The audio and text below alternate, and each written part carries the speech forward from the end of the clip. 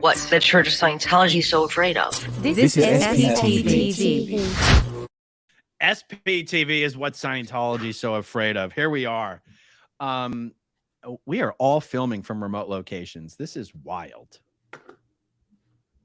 Amy's not in the chat, by the way, just so you know. Who are you talking to?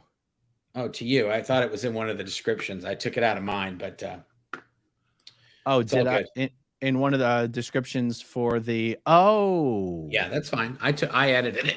But oh, we're and all Claire's here. not in it either. Yeah, Claire's not here because yeah, we're not gonna talk about any we wouldn't be able to talk about the case, and that's the big news today. So exactly. So I'm gonna change the title so I'm not catfishing people. Catfishing.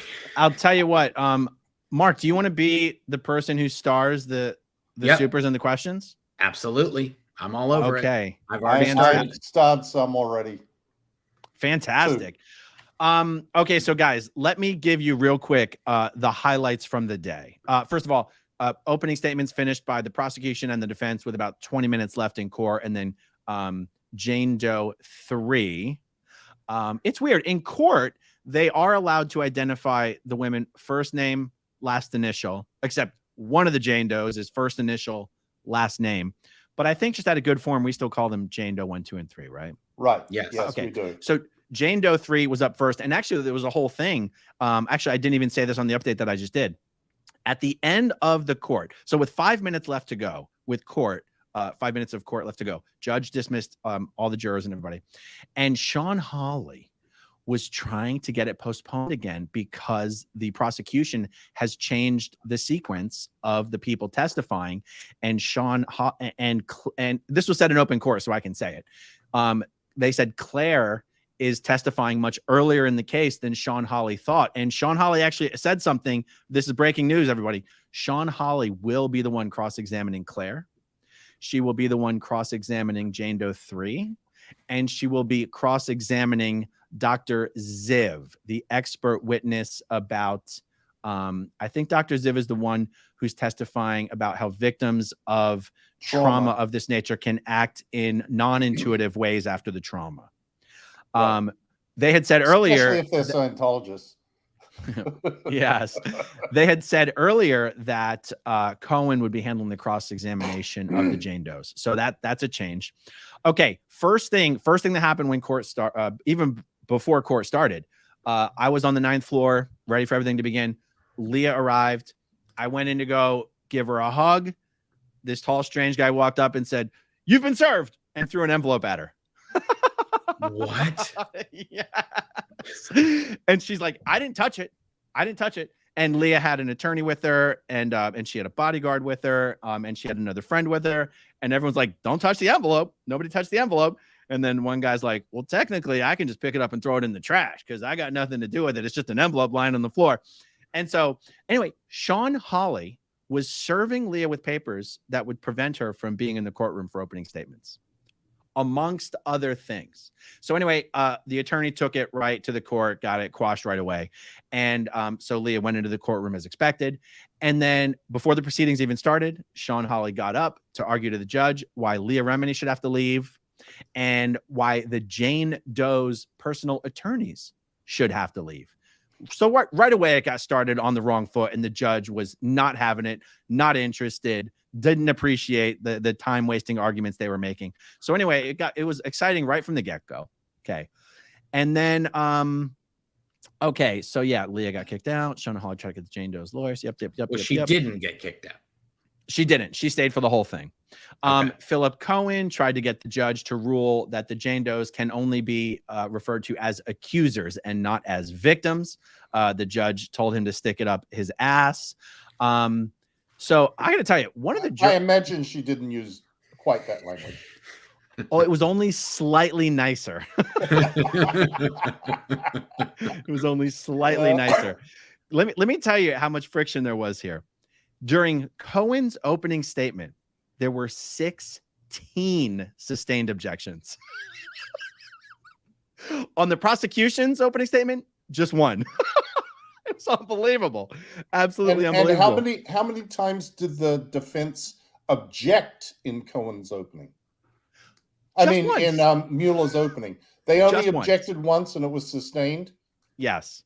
But Mueller objected 16 times and they were 16 more. sustained objections. There was about 5 more that were overruled. Now, at one point, the judge dismissed the jury and actually did tell Mueller, because Mueller kept saying objection, argumentative.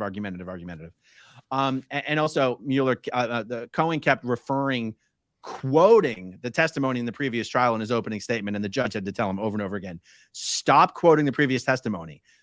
Previous testimony is not evidence. Like, you don't even know that's how these people are going to testify in this trial. It's not evidence. And then, okay. So she dismissed the jury and she said to Mueller, she goes, now listen, your opening statement was quite argumentative as well, but Cohen didn't object and I didn't intervene to object for him. Okay. So technically your objections are valid and I will sustain them. But just realize he could have objected this much as well and didn't. And even after this admonishment, there was probably 6 more sustained objections. Like, it was kind of exciting. If it didn't last for 7 hours, it would have been more exciting. But, okay, so let's see. There was some other stuff here. Oh my God, you guys. The prosecution had this fantastic slide deck that is up, a real, like, chronological, like a timeline, and it shows you everyone's involved and everything. They had photos of every Sea Org member named and involved in this case. Miranda Scoggins, Chris Scoggins, and Julian Schwartz. I don't know where they found a photo of Julian Schwartz. Wow. It's not even a photo of him in uniform. It looks like he's like on his day off or something. Wow. And it looks like, Julian's about my age. Mark, how old are you? How old are you, Mark? 50. You're almost 50. Okay, so 49. You're 49. I'm 42. So Julian's probably closer to my age. Okay. This looked like a relatively recent photo. So anyway, that was just kind of exciting because it really put a face on it. Yeah. Also, in the slide deck was excerpts of the reports that I've been hoping we were going to be able to see. Like, close up, zoomed in excerpts. Like, you could read the paragraphs in the report. I'm thinking there's no way they can put that kind of stuff in the slide deck if it's not going to be introduced as evidence. Does that seem like a reasonable? Yeah, absolutely. That is being introduced. Yeah, exactly. Yeah. So let's see. Then there was the photos, the photo of the Scientology report. It doesn't, Jane Doe 4, Trish Vesey. Well, we call her Jane Doe 4, but she has, identified herself as Trish Vesey. She had done an interview with Tony Ortega before. She wasn't mentioned at all in the opening statements. It looks like she may not be testifying. It looks that way because she wasn't mentioned. Let's see. And guys, here's something that kind of came up. The Canadian victim, her name's Kathleen from Canada. She and her ex-husband are flying down to testify as witnesses in this case. There's an open investigation into Dana Masterson in Vancouver or in Toronto. Actually, I think she went to the Toronto police, I believe. Dana Masterson could stand trial in Canada. You don't hear that happen. I mean, is it maybe just the media bias of what they tell, of what kind of stories they highlight? I can't think of many examples of hearing in the press of Americans being, extradited to Canada for trial. Is there some reason that wouldn't occur? I think you just don't go. I don't know the answer to that, Aaron. That's a real lawyer question. Yeah. I think that if you are charged with that sort of a crime, they probably would seek extradition. Wow. Yeah. And that happens through official channels. It goes through the Department of State, and it's like a big thing. But if someone is accused of a violent sex crime, then that is probably worth their effort to go through an extradition proceeding if the person won't voluntarily show up. Wow. Yeah. That's wild. Do we want to circle back on that report thing in case anybody who's watching doesn't understand that the reports that Aaron is talking about that they're excerpting are reports that were written by either the Jane Does or people somehow connected to the Jane Does on what happened at the time these incidents occurred. Within Scientology, when something bad happens and it involves Scientologists, they write reports on each other. So if this happened and the Jane Does or somebody that was related to the Jane Does or connected to them in some way would write these reports, pretty much anybody involved in the reports would get pulled in, and they would interrogate them and ask them what happened. These reports, when these reports get written, there's people that are CC'd on the reports. So they kind of just get sprayed out to all over the organization when this happens. Like RTC would have copies, Celebrity Center would have copies, wherever any of the people on the reports that are being written on, wherever they're taking services, that organization, the hierarchy of that organization would be CC'd on it. So the fact that Aaron is saying that they're excerpting these reports, this is huge. To me, this is huge, because that means you're basically going to have the first person account or the initial report of what happened right around when it happened, at least within, I want to say days or weeks, probably. Yeah, it's not common for there to be collateral evidence in rape cases. Typically, there's no other evidence than the testimony of the victim.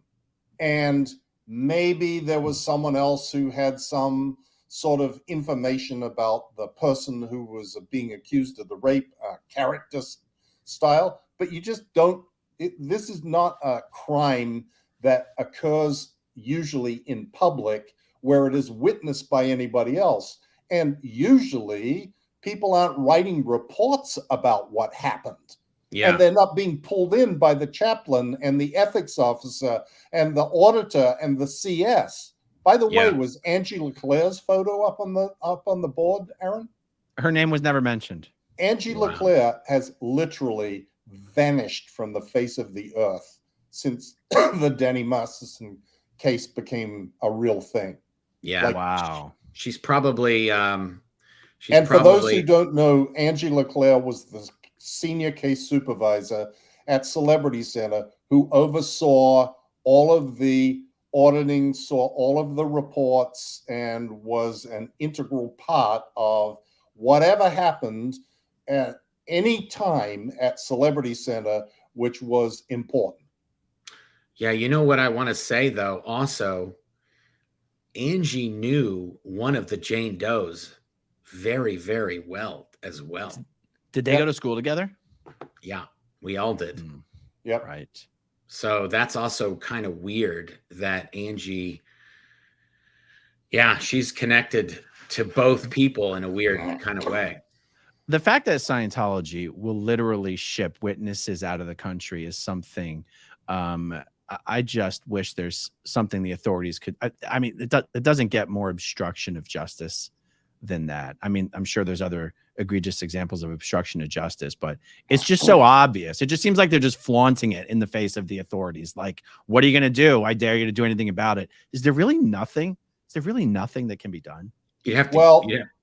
It can be taken up in the civil case for sure, because there is a lot more leeway. There is discovery that happens in a civil case. It does not happen in a criminal case.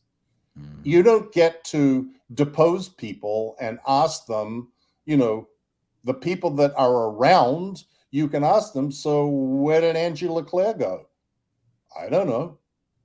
Has anybody seen Angie Leclerc?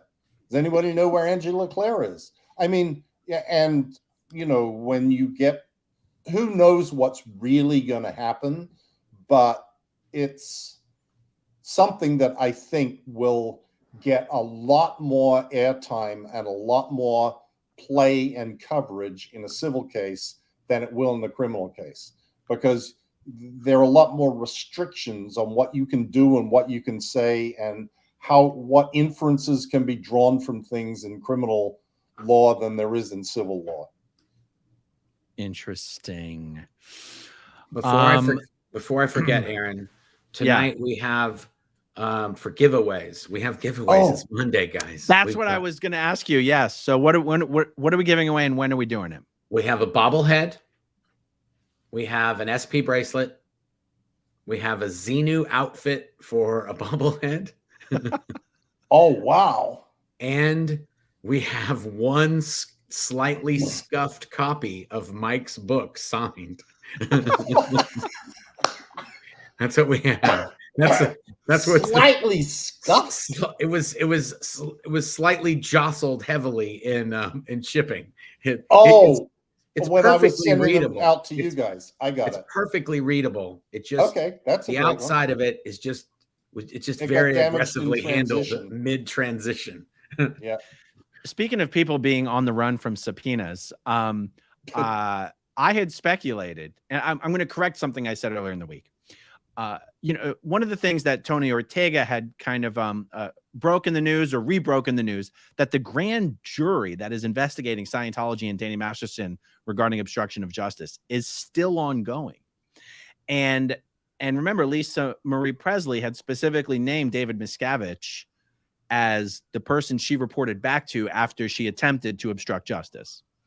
And so I speculated, oh my God, is Miscavige literally dodging a grand jury subpoena? And somebody pointed out to me, if they're looking to indict Miscavige, they're not going to subpoena Miscavige. That's what I wanted to say. I wanted to, because I'd sort of floated it out there that maybe I was like, because it sounds a lot sexier to be dodging a grand jury subpoena than it does to be dodging service in a civil suit. Yeah. Exactly. And someone just pointed out, they're not asking to talk to him. They're asking to talk to his buddies. He's going to be the last. He's going to be the last one they talk to. Right. After they talk to everybody else. Okay, so based on the number of things we're giving away, are we doing it every 15 or every 20, or what are we doing? Whatever you want. How long do you think this show's going to go? You got much else? Oh, that's right. Every 30. Okay, so guys, in 13 minutes, we're doing our first giveaway. So stay in the chat. And perfect. Before I forget, because I got one more thing, which is I am like a stone's throw away from 29,000 right now subscribers. Nice. Okay. I actually had a counter up, but I blew it away to show you that photo that I gave you a little sneak peek of. But if you haven't subscribed, please hit the subscriber. YouTube tells me that there's about 53% of you guys that are watching these videos that aren't subscribed. We have somebody. You want me to show that photo? Well, wait, I want to put in a plug for subscribing to my channel too. Oh, absolutely. There's a lot of people. Someone was just in the comments saying, "Oh, I just realized I never subscribed to Mike's channel." Okay, hit Mike, hit them all. Hit me up too. Perfect. Now we have some SPTV viewers that are a little overzealous, or just very zealous, I guess you can say. It's just the right amount of zealous. Just the right amount. But exactly. I can't really speak onto this because I do have a tattoo of something that I'm very fond of. But this person went out and got a tit. I think this was yesterday or the day before. This happened. Okay, folks, somebody put this ink on their body. Okay, this is an SPTV tattoo. Okay, now I hate to break it to whoever this is, but we just changed the name of the network, so you're gonna have to get another one on the other side. No, we didn't. We didn't really, but this is amazing. I don't. I like so that good. One. I like it. It's just it's a lot. It's so good. Goodness. I even have a little video.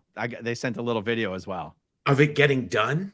Yeah. Oh my! But the tattoo artist wasn't very excited about being videoed, so the video is like a few seconds long. Okay.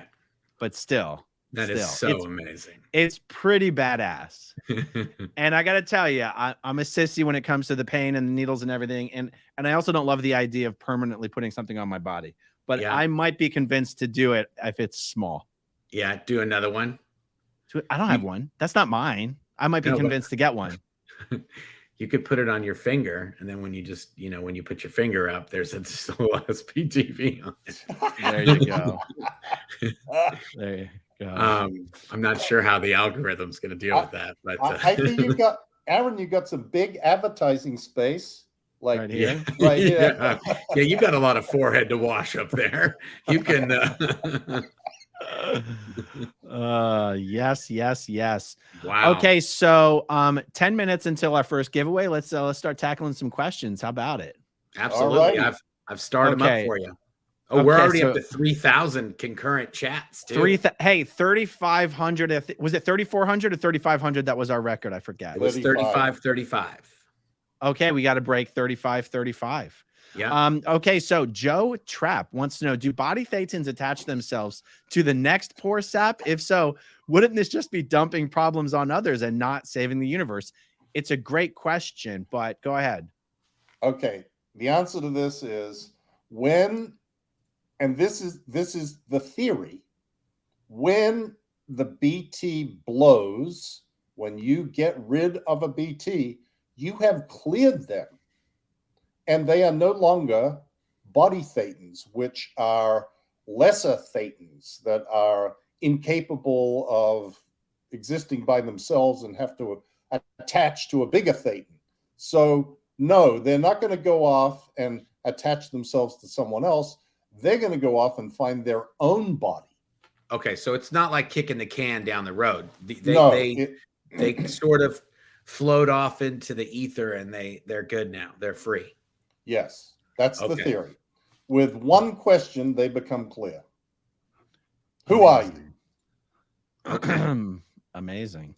You know what? We should just walk up to Scientologists and just say that. Who are you? Who are you? If you can clear a BT with that question, you should be able to clear a real Thetan with that question. And if I was OT5 or OT7 or OT8, I'd probably start wondering why we're still having to do hundreds of hours of new era Dianetics instead of just asking, who are you? There ought to be an investigation.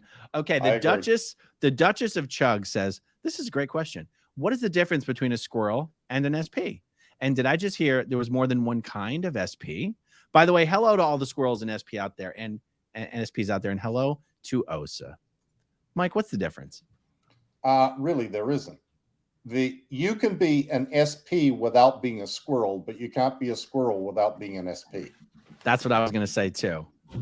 All squirrels are SPs. Not all SPs are squirrels. A squirrel means altering Scientology, doing something different than what you're actually supposed to do, or it means delivering Scientology outside of the official Church of Scientology. Right. And both of which will get you declared an SP. But you can be an SP for talking to your grandma that you're not supposed to talk to, and that's got nothing to do with squirreling. Right. Or be a reporter. Exactly. Writing stories. That's true. You know, Yeah. like our wonderful investigative reporter at the Tampa Bay Times. Exactly. Or you could be a psychiatrist. Yeah. Or you could be any of Tom Cruise. agent. Yeah. Or any of Tom Cruise's ex-wives. Or other kids. Yep. Have you ever seen an SP? I was married to 3 of them. Yeah, and he audited one too. Yep. And he audited one. Okay. So funny. The one guy who says, have you ever met an SP? He's met tons of them. He's making them on a full-time basis. Apollonia. Is it Apollonia or Apollonia? Apollonia Paradise. Apollonia Paradise. Apollonia. The prosecutor's opening statement reads like a horror story. What a terrifying, twisted place Scientology is. Oh, yeah. I just realized everyone's already could have read it on Tony's blog. Yeah. Yes. Oh, boy. What about the whiteboard? You didn't mention the whiteboard that was in there. It was so there was just a big whiteboard, and during the defense's part of his opening statement, he put up these big giant photos of Jane Doe 1 in a bikini, being like, "Look, you can't see any bruises." And then he thought the better of it, and he stuck an easel right in front of Leah Remini's face because she was sitting in the front row of the jury, not the jury, the gallery. And he stuck the easel, and he walked over to his whiteboard, and he took the giant photos off the whiteboard, and he put it right on the easel in front of Leah's face, so the jury couldn't see her. And that was I mean, really, after trying to get her kicked out, it's like, well, here's a freaking board in front of your face. Okay, so let's see. Really do not like Leah. They do not like Leah. It is really intimidating them. Yeah, for sure. She's not going to be there every day. She may not be able to be there tomorrow, actually. Yeah. Okay, Krista Chalu. Regarding the Nation of Islam, would it be possible that David Miscavige is modifying certain aspects of OT3 and up to make it more palatable for Tony Muhammad and others? It seems hard for traditional Islam to be cool with that otherwise. No, but Nation of Islam is not traditional Islam, just That's right. for one. And two, there is no way that he is going to alter Scientology. He believes that he is going to take all of those people from the Nation of Islam and make them Scientologists. And they will no longer be part of Nation of Islam. That's what he believes. That's the only thing that can be happening. Yeah, It's gonna absolutely. end badly.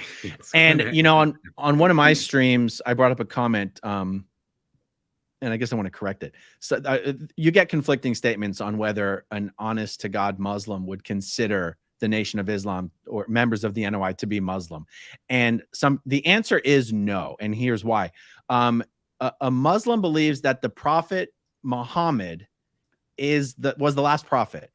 And the fact that the Nation of Islam people believe that, wait, did I say, am I getting it wrong? Did I say the Prophet Muhammad? You're right. The Nation of Islam has another dude who is the honorable, whatever the heck his name is. Yeah. Who's I can't remember his name. And that basically Elijah Muhammad, right? Elijah, but they all had, their last names are all Muhammad, isn't it?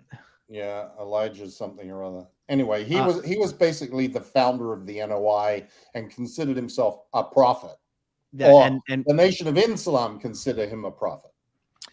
And the fact that they consider there's another prophet after Muhammad sort of disqualifies them as Muslims, is my understanding. So anyway, but that and other things. Yeah, that lots of other things. That is it. Louis Farrakhan. He was abducted. He says he was abducted, Aaron, by aliens. Yeah, and they brought him to the mother wheel.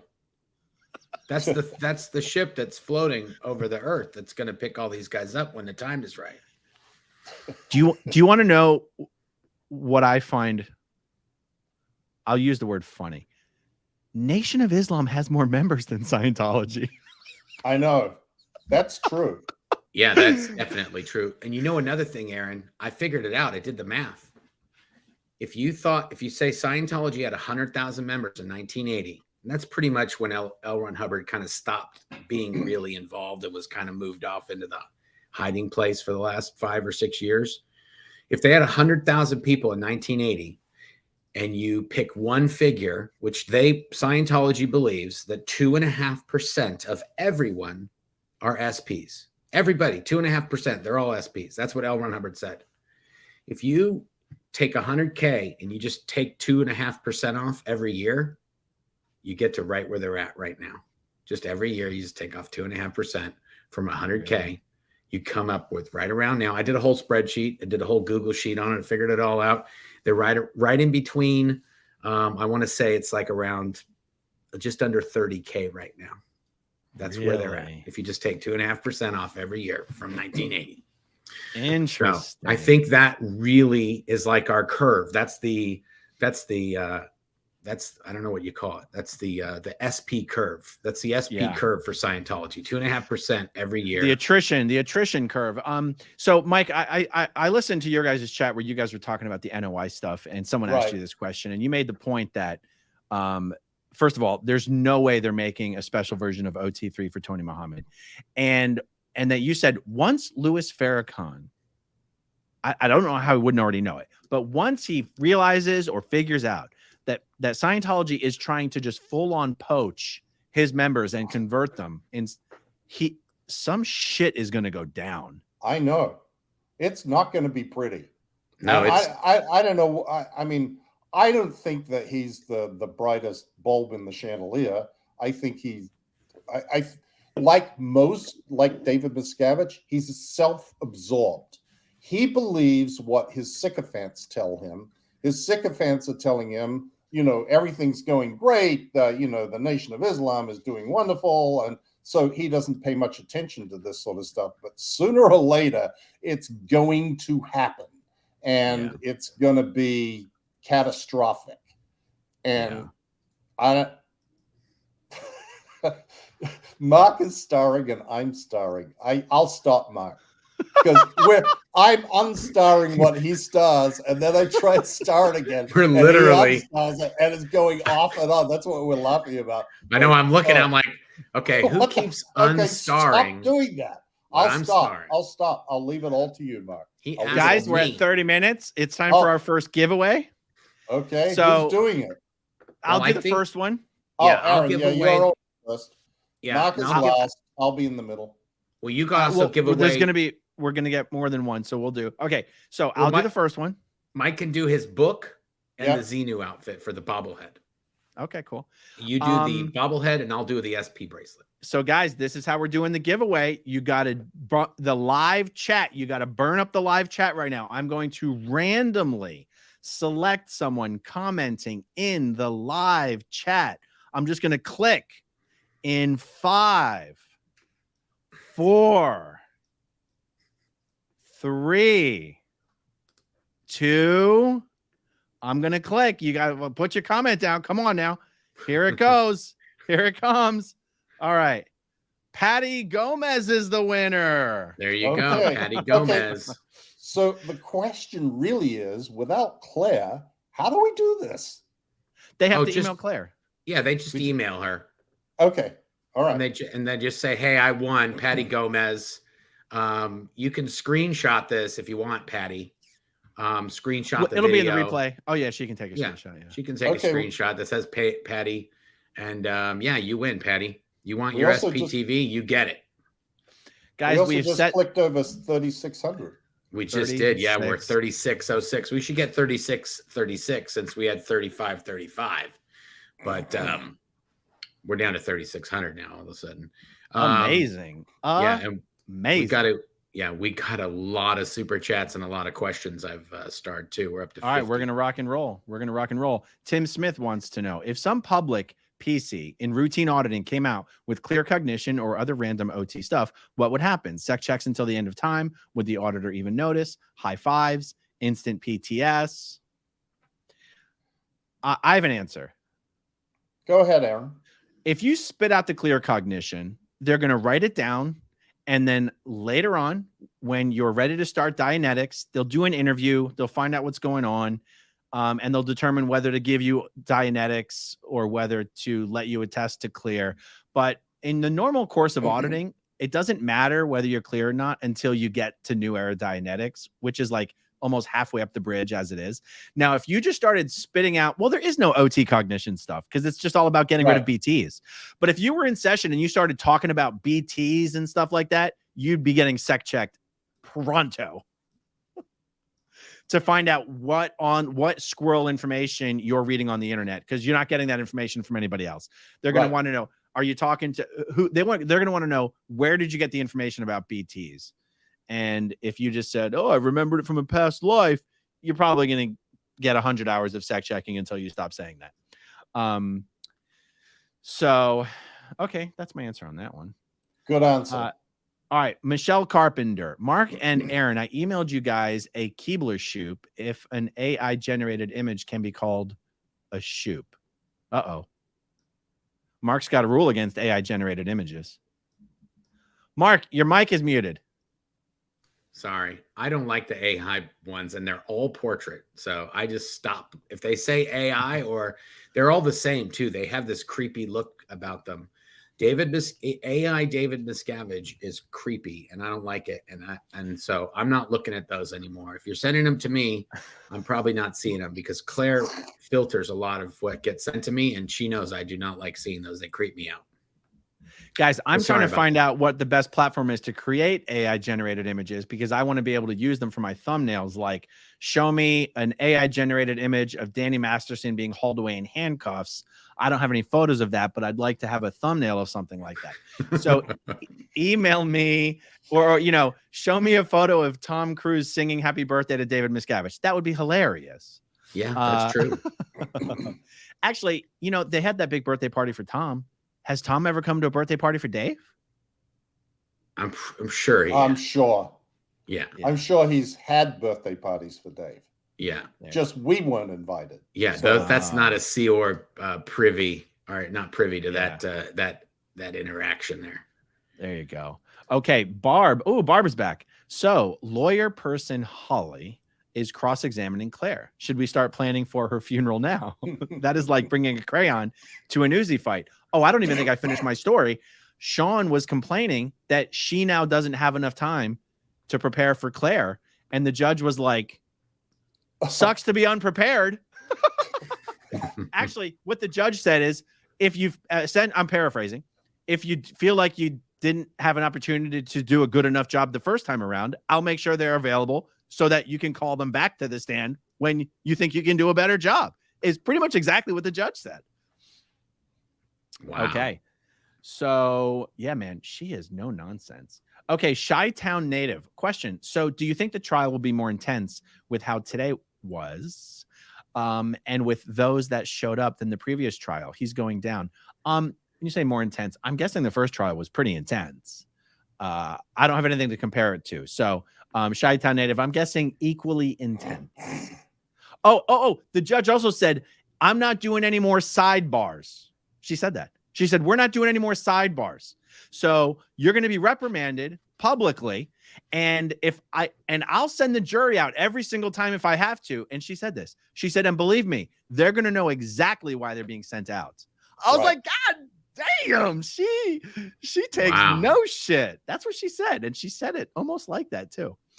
Okay. PDD. Ooh. Help in keeping you in LA and reporting on the trial. Well, thank you, PDD. I like that screen name for some reason. I think that's a cool screen name. Okay, Michelle Carpenter says, Mike, thanks for retweeting my outing to the Kansas City Ideal Org with my bobblehead. My bobblehead you. Did you ever visit Kansas City back in the day, 10 or 20 years ago? The place I thought was Scientology looked more like a dirty bus stop. You ever been to KC? I've driven through there once on my way to Colorado, but that was after I left the Sea Org. And I certainly didn't go by the org. All righty. Lisa Robinson, Aaron needs to become the court reporter for SPTV. Well, that's what I am. Yeah, he is. What do you mean? Yeah, that's why he's there. And are there any other? We are his evening panelists. Yeah. You know, like all of the talking head shows have panelists that appear that are experts on the subject. That's right. We're all experts on the subject of Scientology. We're here to jog his memory. We talk about a few things. He remembers a little bit more. Then we talk about a few things. Then he remembers something else. We're here to provide some talking headisms. Exactly. Lathander Grauklinger, who, by the way, does officially have my favorite name of all of our comments. Mine too. Well, actually, Japan of Green Gables was pretty damn good. I learned the truth about Scientology when Ursula Caberta was doing her amazing work for the government here. I took part in many protests in front of the Hamburg org. Wow. After all these years, that work is still needed. Thank you all. Yeah. That's incredible. Well, that's amazing. That sort of dedication from... I assume that you were never a Scientologist because you don't say that you were, but you simply want to do something about the abuses. That's what's so remarkable about many of the people who watch our YouTube videos or comment on our blogs or reach out to us or reach out to the Aftermath Foundation. How many kind, decent, empathetic people there are who are out there who simply want to help stop the abuses. It's incredible. Yeah, Japan of Green Gables is losing her mind right now. So just so you know. Starstruck. So shoot, I was just going to say something. Ursula Caberta is someone I would love to see be interviewed on one of our channels. Oh, yeah. I mean, Mike, you probably know her, right? Well, and so does Marc. Yeah, I've been there twice. Marc went to Germany. I went on 2 different separate occasions. I went there and did like a conference that she put on for the different European governments, like their equivalency of like the FBI and the, I'm trying to think of what the other thing was. Oh, I mean, she's like a hero. I mean, you've got Ursula, you've got Nick Xenophon, right? Yeah. Yep. And is there any other politician who's sort of taken up the cause that you could even think of? Well, Gabe Cazares. Of course. Well, he's dead. Well, I yeah. know. I stopped. You're right. But yeah, that's actually a really good example. Yeah, and I bet. And also, I just love the German accent. I would just love to hear Ursula Caberta. Have Claire ask her if she wants to do an interview. Yeah, she probably would do it. Yeah. I mean, Yeah. I see her. She comments on Facebook and stuff. Like she's Oh, yeah. around. She's Oh watching. yeah. She's still around. She does. I think she's retired, but she's still, Yeah. she's still doing stuff. She's still out and about.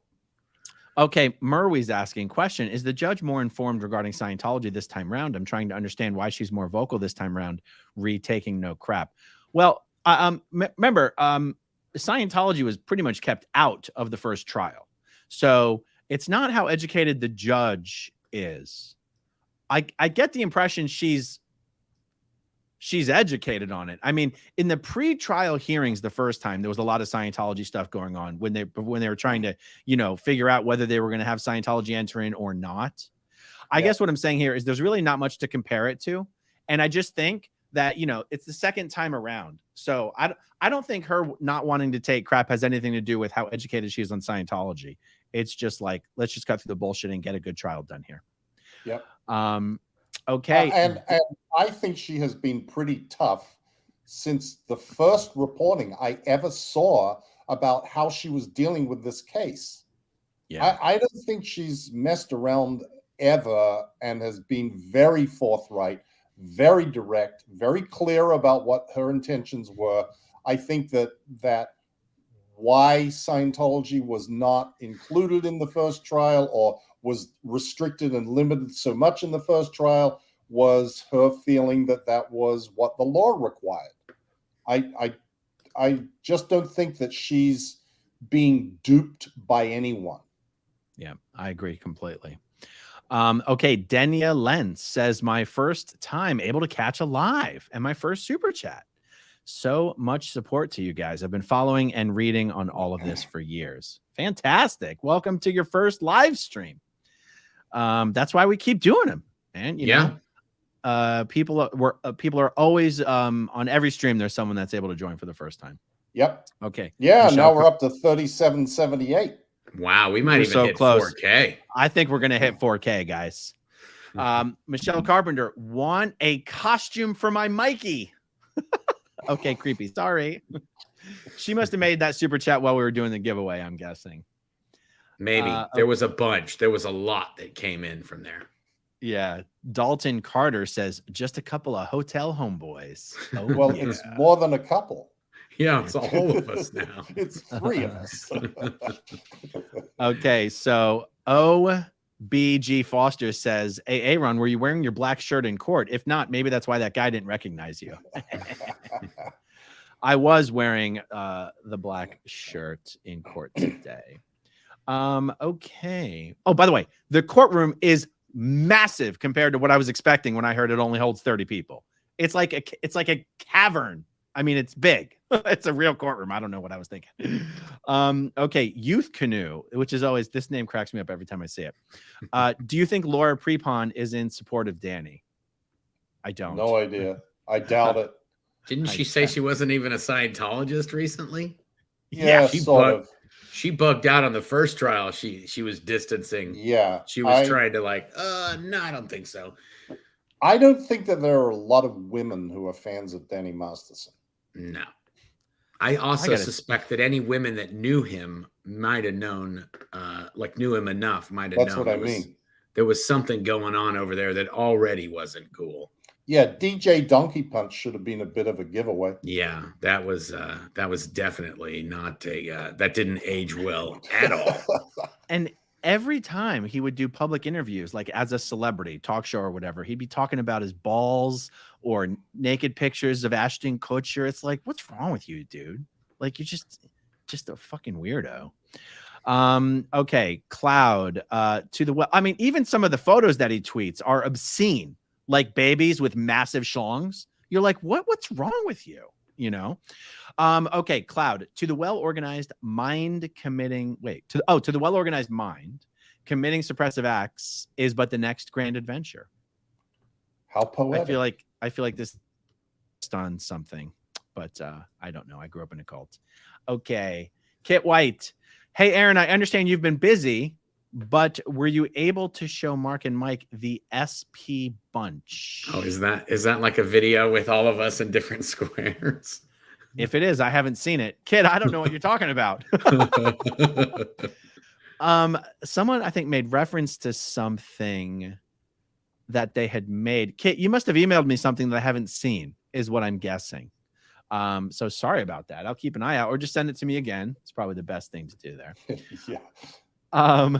Rural SD lawyer Aaron, that was me that ruined your sexy David Miscavige's dodging a grand jury subpoena. Yes, it was. That's right. Rural SD lawyer sent me an email or a tweet or something. I was like, oh, that's what it was.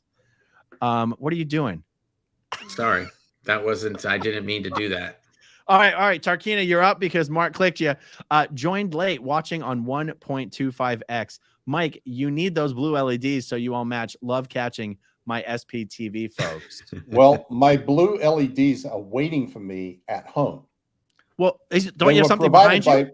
Yeah, but they're weak. They're weak. Oh. And Maria, the kind woman who gave me these first ones, sent me a whole new set. In fact, she sent me 2 new sets that are waiting for me for when I get home. So next time we're on the road, I'll have my blue canoe stuff in the background too. Nice. We are so close to breaking 4,000 live viewers. That's incredible. We are. Oh wow, look at that. Okay, so Madhan Blackguard the third. Good job as always. Well, thank you very much. Yitzy says, is it Yitzy or Yeetsy? What would you guess? Yitzy. All right. Mike, you're an inspiration. Watch Going Clear. How did Marty return to Scientology? His testimony was damning. Also, how is David Miscavige not in prison? Great questions. Both great questions. Great questions. Yep. Yeah.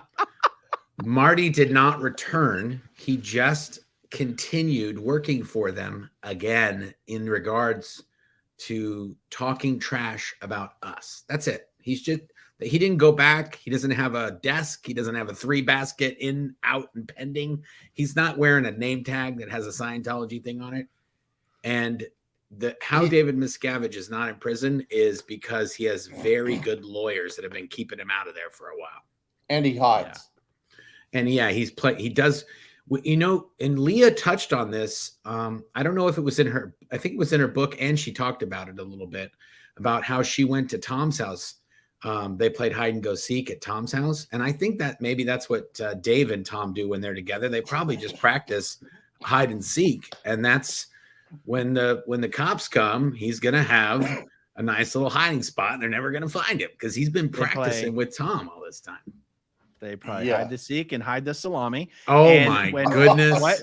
I didn't say that. That was I didn't hear that. The salami is underneath the spinach in the back of the fridge, you sicko. What? I don't know what you're thinking of. I'm saying they're looking for the salami. They're just looking for it. Okay. 4,000. 4,000. And guys, this is like a telethon. It is. It is. But we've only been going 48 minutes. Yeah. David Miscavige's 2 favorite hiding places: 1, Joe Rogan's fanny pack, and 2, Tom Cruise's gym bag. Those are the 2 favorite places. Okay. Jane Windish. Thank you, Aaron, for suffering in Los Angeles. Thank you. By the way, I probably look pretty funny with my my button-down shirt and my backpack on my little Lime scooter, scooting from the hotel to the courthouse. But you know, it beats a 25-minute walk, which is about how far I am from the courthouse. I guess I just gave away the circumference of my location or something. Okay. Shy says Jane Doe should file charges against Graham Brewer while in California under the new laws. I have to touch on this first because this is crazy. The Jane Doe didn't even report Graham to the Scientology authorities because she thought that what he did was a crime. She reported it because it was out PR, because he kept grabbing her in public and she was 14 years old. She's like, he keeps doing this. This is out PR for Scientology. While investigating him, they found out he'd molested a whole ton of underage girls at Flag and then sent him back to South Africa. That's how disgusting these people are. Okay. All right. So Shannon Stam, do people get pregnant on purpose to leave the Sea Org? Yes. Yeah. That's like, that is the new get out of jail free card. Yes. That is the new get out of jail free card. And they know it too. Yeah. And they can't, and the Sea Org and the Scientology executives can't do anything about it, because if they do anything to pressure them, it's illegal. They're not supposed to do that. So now they kind of just have to shrug their head and let them go. Yeah. So if you're watching this, go ahead. Well, that is how my wife and I got out of the Sea Organization. It's how Christy got out. Yeah. There you go. It's very popular. Okay, yep. Jacob Harkey, are there any other individual words like Xenu that Scientologists are forbidden from saying? What about Tegiac? Tegiac. You guys say Tegiac. I like saying Tegiac, but this is an interesting question. I mean, off the top of my head, I cannot think of any other words, because the only things that are confidential are things that are on the OT levels. And other than Xenu and BTs and BT clusters, even Incident 1 and Incident 2 are not confidential. Though you can read about Incident 1 and am I wrong about that? Am I wrong? Yeah, you're wrong. Incident 1 and Incident 2 are confidential? Yes, absolutely. Not even in the GPM lectures on the briefing course, he doesn't talk about that shit? No. Huh.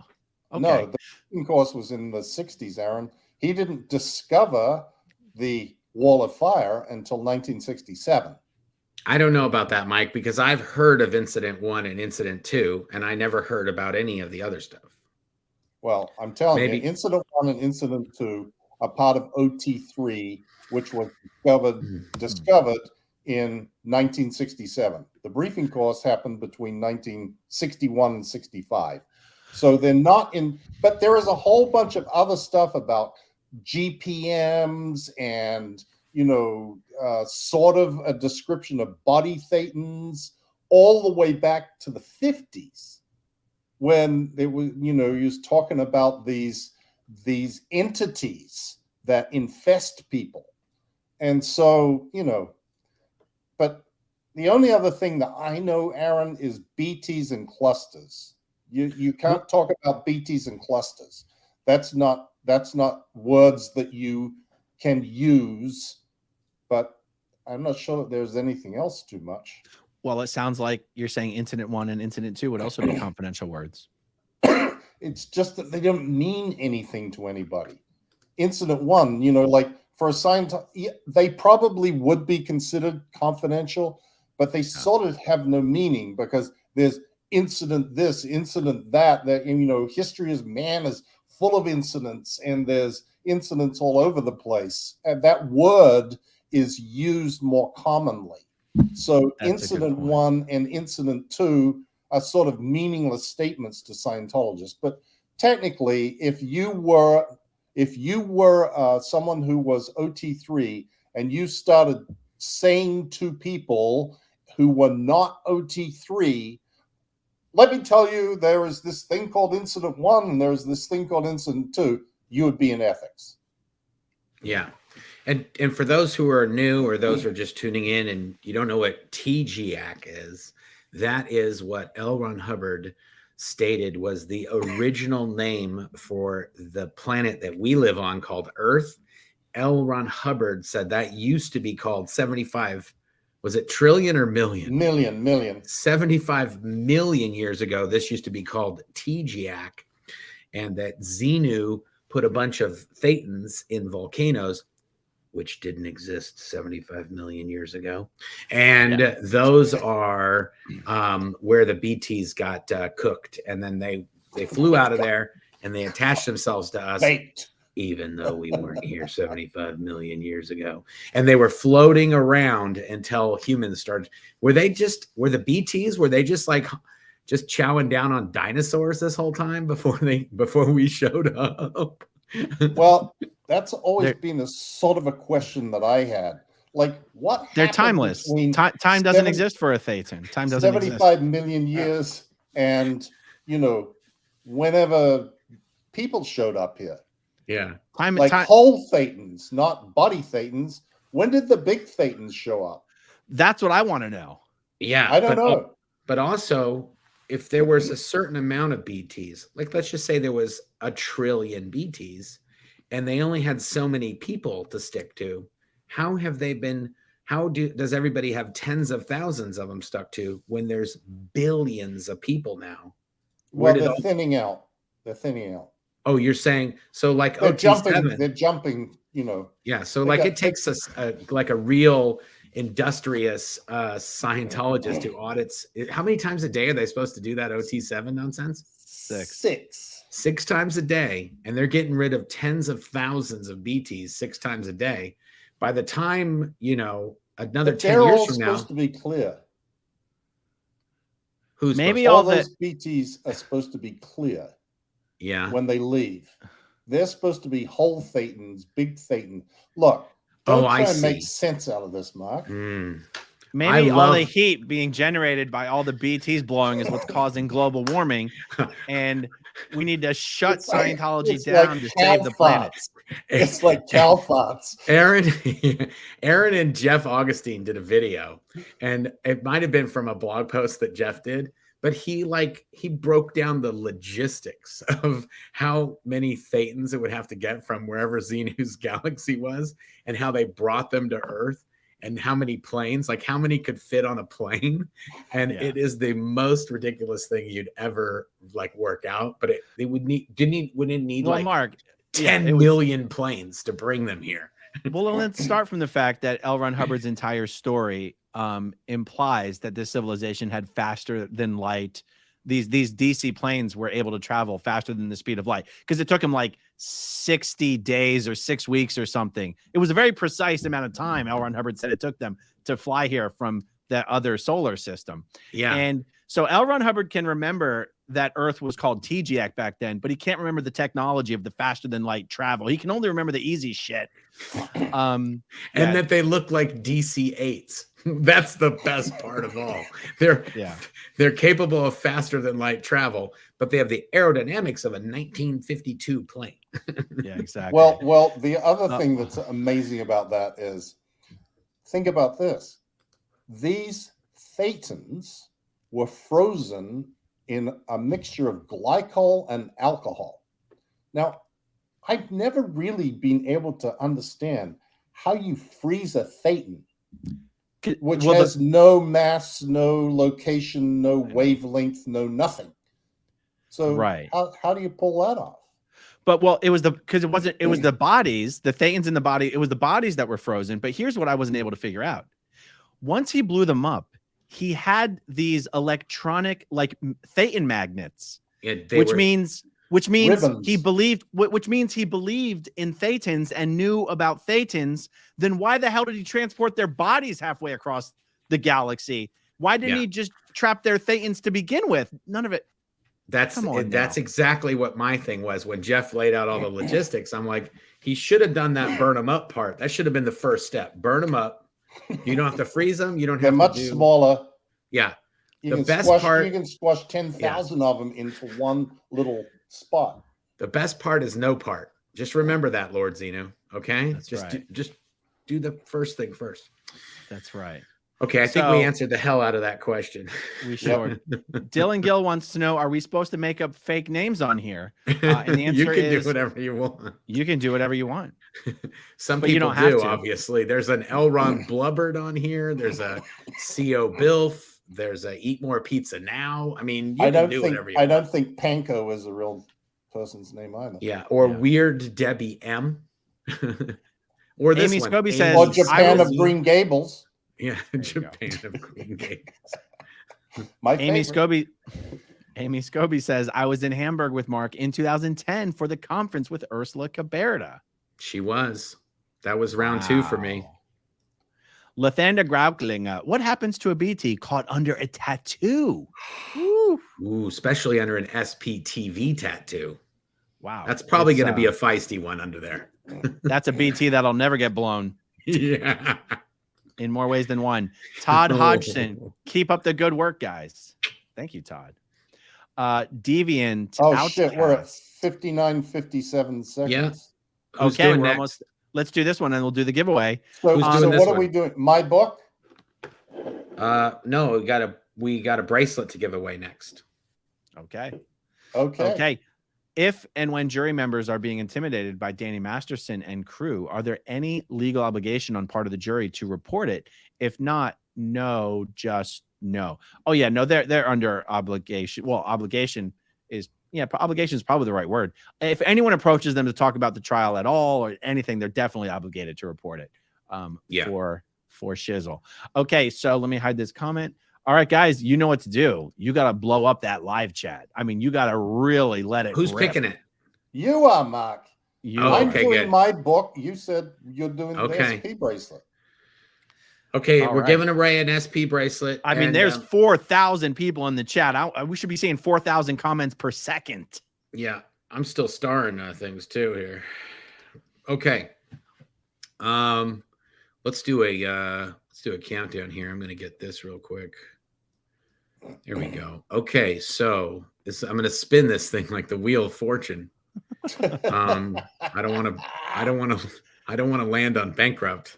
Guys, I just want to let you guys in the live chat know we specifically turned off the slow chat option on this stream so that you guys could burn the hell up out of that chat. We did, and it is going. I can't even scroll it fast enough. I know. Okay, here we go. 5, 4, 3, 2, and 1. Christy Wow. Covington. This is like winning the Powerball. There were so many chats in there. It was getting a really, really crazy. Christy, what's happening to Mike? Mike, I guess that's his phone. Oh, he's got Mike. It sounded like a train was going through there. What kind of phone do you got? It's because it rang on my iPad. Oh. I turned off my phone and it rang on my iPad. Unbelievable. You and Claire need to go to the same turn off your devices school. Okay. And mine just went off. Mine just went off. Went ding. So yeah, we have like 2,600 comments in the last like 45 seconds. Yeah, Christy Covington, please email Claire at blownforgood.com. And you could take a screenshot of the screen right now if you want to. Otherwise, you are the lucky winner. You will have to, there's a sizing chart on the spshop.com, and you can figure out what your wrist size is there, and then let us know what your size is. We just got in a whole new batch of SP bracelets of all different sizes. So if you were trying to get one and you couldn't because we didn't have your size, we have tons of all the sizes now. But Christy, send that email in, and we will make sure we ship one out to you right away. Awesome.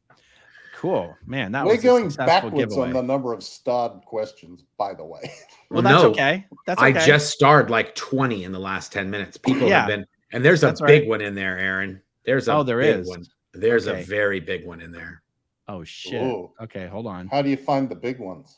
It's at the top. Ooh. Oh. It ain't going away either. You know how some of them like go down after a little bit? This one ain't going anywhere. Oh, but it's not at the top in the way. Wait. I know what you mean. Holy shit. I told you. Chris Curtin was at the trial with me today. How do I pull this up? I got to find. Have you started? Have you started? Yeah, I started. Go to the top, Aaron, and you can just. I can't. It doesn't let me.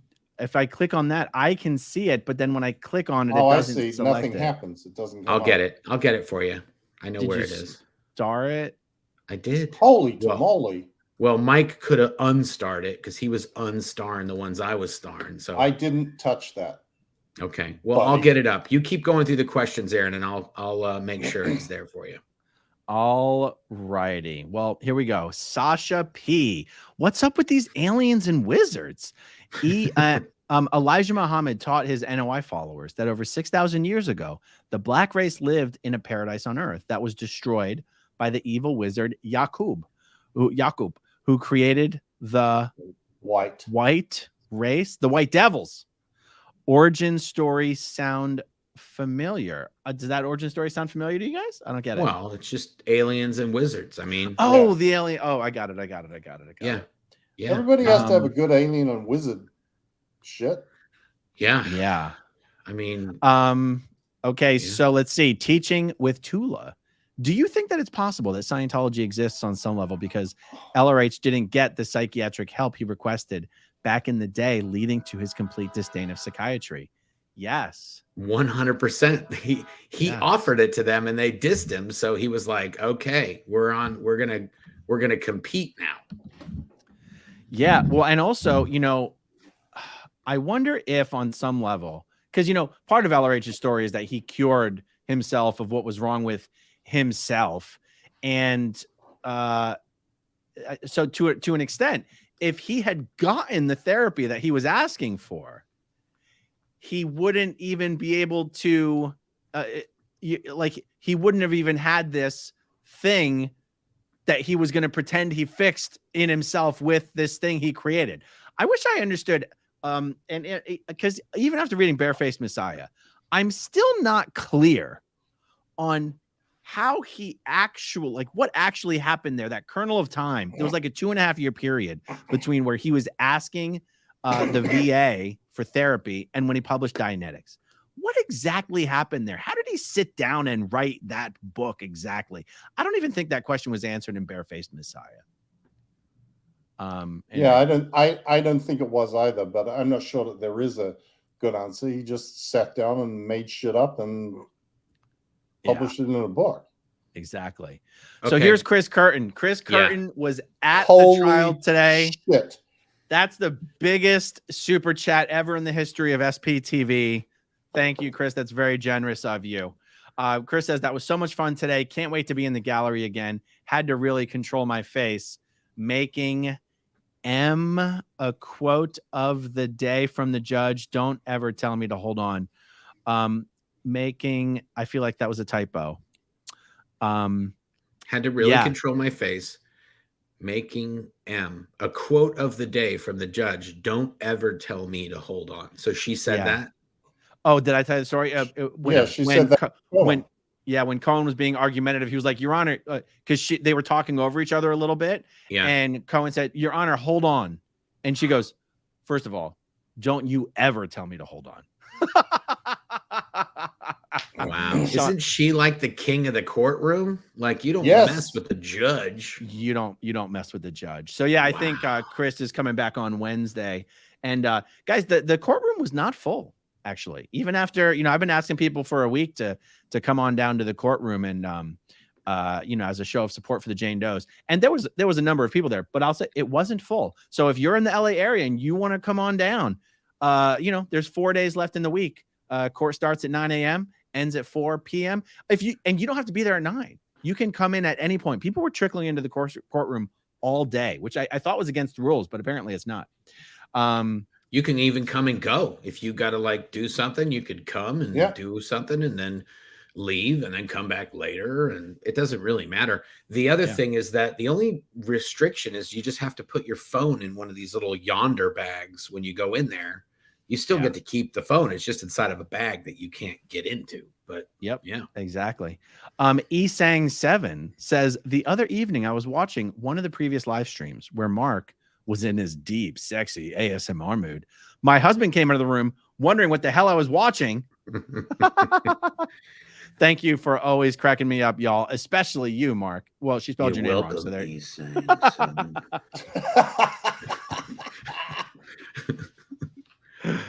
Oh, boy. Yeah. Teaching with Tula again. Y'all are doing great things and making a difference every day. Keep up the fight. Thank you so much. Thank you, Betty much. Okay, Patty B. Question: does Mike know how lovable he is? A bobblehead will have to do. That's nice. This next one, I'm not sure what this means. Can we have SPTV family bobbleheads, please? What that means like everybody gets one. Aaron gets one. Listen, guys, I just got to tell you, until I get this Leah one done, we're not doing any more. We got to get that one. I don't think the Leah one will ever get done. Oh my God, don't say that. That's so negative. Yeah, Aaron. Well, the thing is, they're individually created and painted. So, like, what if half of them look good and half of them? We're not going to show Leah the ones that don't look good. But people will be disappointed when they get them, though. No, they won't. Oh, Aaron. Even Aaron, some of the ones that we've done, they look great. They just don't look like Leah. They look like Natalie Portman or Jennifer Garner or Chris Hemsworth. One of them did look a little bit like Chris Hemsworth. Anyway, but they just don't look like Leah. Anyway, all I'm saying is nobody could possibly mess this head up on a bobblehead. That's true. Your bobblehead would probably be pretty easy to crank out. That's a good one. The paint is just, you just dip that one. They don't have to like, right. Yeah. I mean, Mike's has salt and pepper hair. His is, you can tell like the hair is different colors. It's amazing. Yeah. Okay. Iona, 1974. After all these years in Scientology and what you found out afterwards, is there anything that you found out recently about Scientology that shocked you? I think we found out all the shocking stuff pretty early on in the journey. Yeah. Oh, I didn't know about the Xenu stuff, but that definitely, when I watched South Park and I looked up at Claire, literally remember it was like yesterday. I'm watching the show and she's standing in the doorway of our bedroom that led into the living room. And I look over and I look at her and I go, it says, this is what Scientology actually believes at the bottom of the screen while they're saying, and then Lord Xenu did that. And I'm like, are you kidding me right now? And I'm like, is this for real? And she goes, basically, yeah. And I was like, what? I was like, are you kidding me? And she was like, yeah, that's basically it. It's pretty much. And the only thing they screwed up on that is they said thetans. That's it. That's the only criticism that you can give that entire episode. They said thetans instead of thetans. That's it. Yeah, it was pretty darn good. All right, James Moynihan. Does Scientology turn their back on members who've been sent to prison? Will they offer support, resources, or are they out in the cold at that point? Cold. Very cold. Yeah, when Reed Slack, very cold, and they when Reed Slacken committed, we threw them out before we evicted them because they couldn't maintain our high ethical standards. Yeah, but you know what's crazy though is they have a program called Criminon that is for prisoners. That's right. To rehabilitate prisoners. So if you like robbed somebody and did it like a violent crime, and then went to prison. And then did a little extension course where you wrote, yeah, I'm not going to hurt people anymore. And you send your lessons into Scientology. When you get out, one of the guys, actually, when I was at Association for Better Living and Education, the Sea Org group that runs the front groups, Applied Scholastics, Narconon, Criminon, and Way to Happiness, the guy that became the executive director of Criminon was a prisoner who did the Criminon program in prison. He got out of prison and said, I want to work at Criminon. And because there was only like 6 people that worked there, within like a few months, he was the executive director. Wow. So they'll open arm a prisoner that's coming into Scientology. But if you're a Scientologist and you do something bad and go to prison, that's it. We're done with you. Yep. Well, the founder of Narconon was a prisoner too. Yeah. Gary Smith? No, Willie Benitez. Oh, the founder. Yes, Willie Benitez. Yeah, he started. That's actually a great point, Mike. The guy who founded Narconon did L. Ron Hubbard books. He read books and stuff in prison, and he wrote. Did he write to L. Ron Hubbard? Yes. He wrote to L. Ron Hubbard and said, hey, you should do a program, a drug rehab program. And that's how Narconon came about. It was and you know, it started with TRs, not with the Pura. Yeah, that was before there even was a Pura. Yeah, they just did that crazy bull bait and OTTR0 where you stare at somebody, and they just did that in prison. And they do the upper Indoc TRs there as well. Yep. Yeah. Exactly. Yeah. All right. Catherine Olson says, I saw a Celebrity Center graduation video with Tony Muhammad speaking, and he said that Louis Farrakhan told him to ally with Scientology. Yeah, for sure. Absolutely. Oh, well, Calypso Louis said that publicly.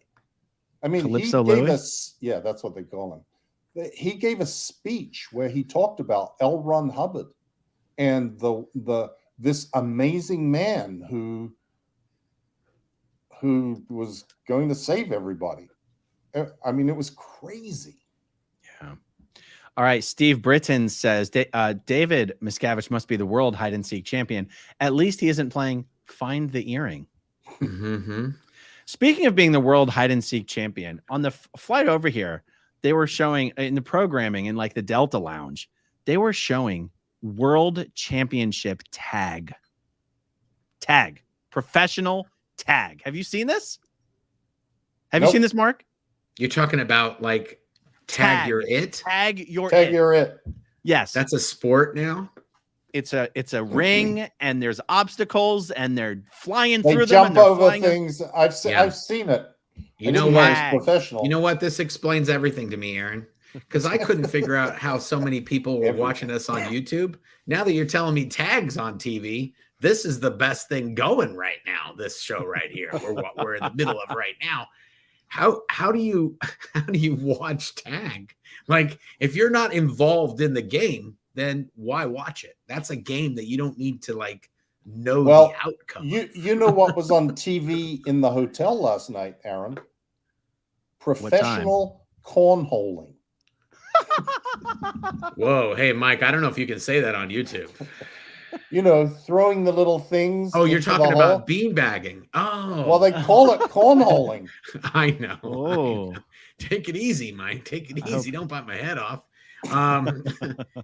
Yeah, no, we've been known to throw some bags in my neighborhood. I know, but televising it's kind of boring. Yeah, was it on ESPN the Ocho? The Ocho. We have in our neighborhood, in our cul-de-sac, we actually have TV. We have a ring, which is the cornhole champion. We actually have a trophy. Whoever wins wears the trophy, and it's a big thing. So nice. Okay, Anne Hummingbird says, "Tell Claire I got my bobblehead. I hope Amy got hers. Now I need info for the Xenu crochet lady." Look in the description of any one of the recent videos I've done. I pretty much always end up putting it in there because someone asks for it, and I'll put it in the description of this one as well. But I think it's Coffee's Crochet and Colts is the Facebook group. If you want to look for it there. Okay, Adriana Mora from Mexico. Hola, amigos. I'm curious how big Scientology is here in Mexico.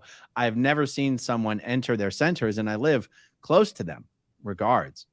Well, I'll tell you, for us US-based Scientologists, we were pretty much led to believe that Mexico was one of the places Scientology was taking over the whole freaking country because they could tell us anything was going on in Mexico and we'd believe it.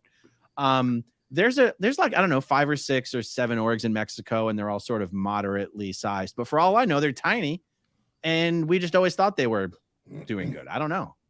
Well, they have a building. I put it on my blog the other day. Pictures of a building that they've renovated that remains completely empty. And I think that the AO that they opened there, I think they opened an advanced org there, didn't they? No. They're trying to. But they keep having problems with zoning and whatever else. I think that the state of Scientology in Mexico is pretty much like the state of Scientology everywhere else in the world, going down the toilet. Yeah, absolutely. Okay. Destiny Salazar says, I received my bobblehead today. Just want to say thank you for consistently showing up and fighting for what's right. It means a lot. Well, thank you so much. Barb Sylvia is back. You guys have ruined my TV life. Every day when I get home from babysitting my great nephew, my DVR is over full, and I do not have time to watch it because I'm on SPTV. That's how mine is. I don't have time to watch my shows because I'm doing this show. Okay, this is Daniela Arrizo. Big hug from Ecuador. Keep up the good job. Fantastic. Wow, Ecuador. That's cool. Is there any Scientology in Ecuador? I think there's a mission there.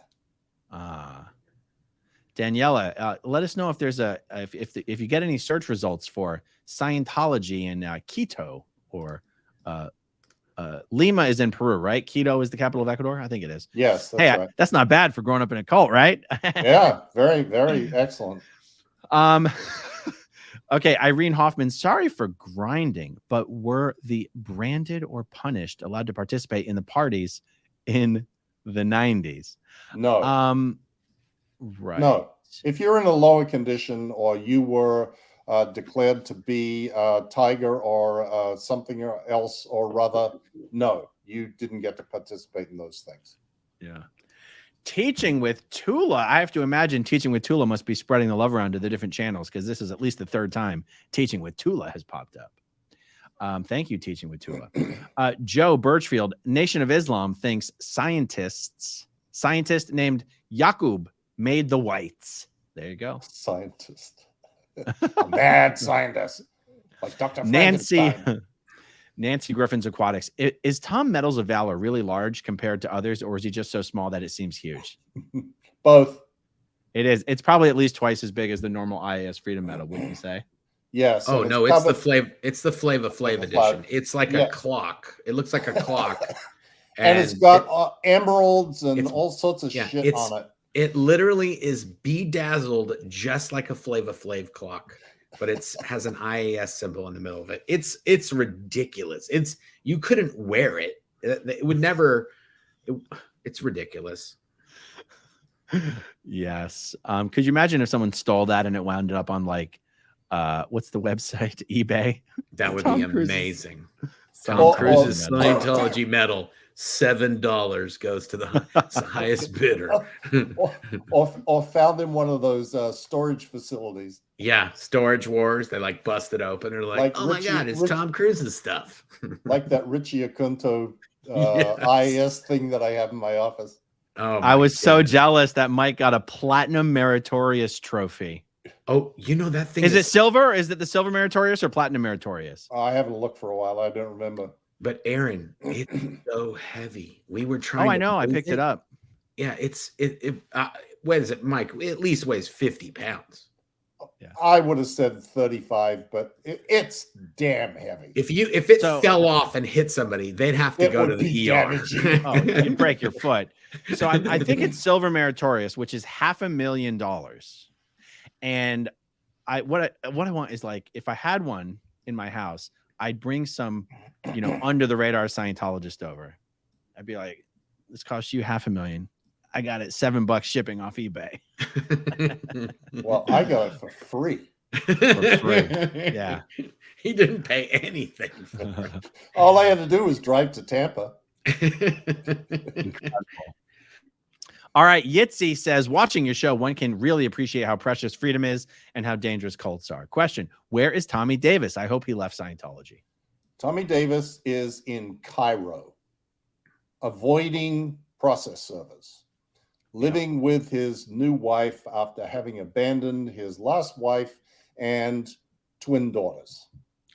Yeah, Tommy Davis pulled a Tom Cruise and abandoned his children.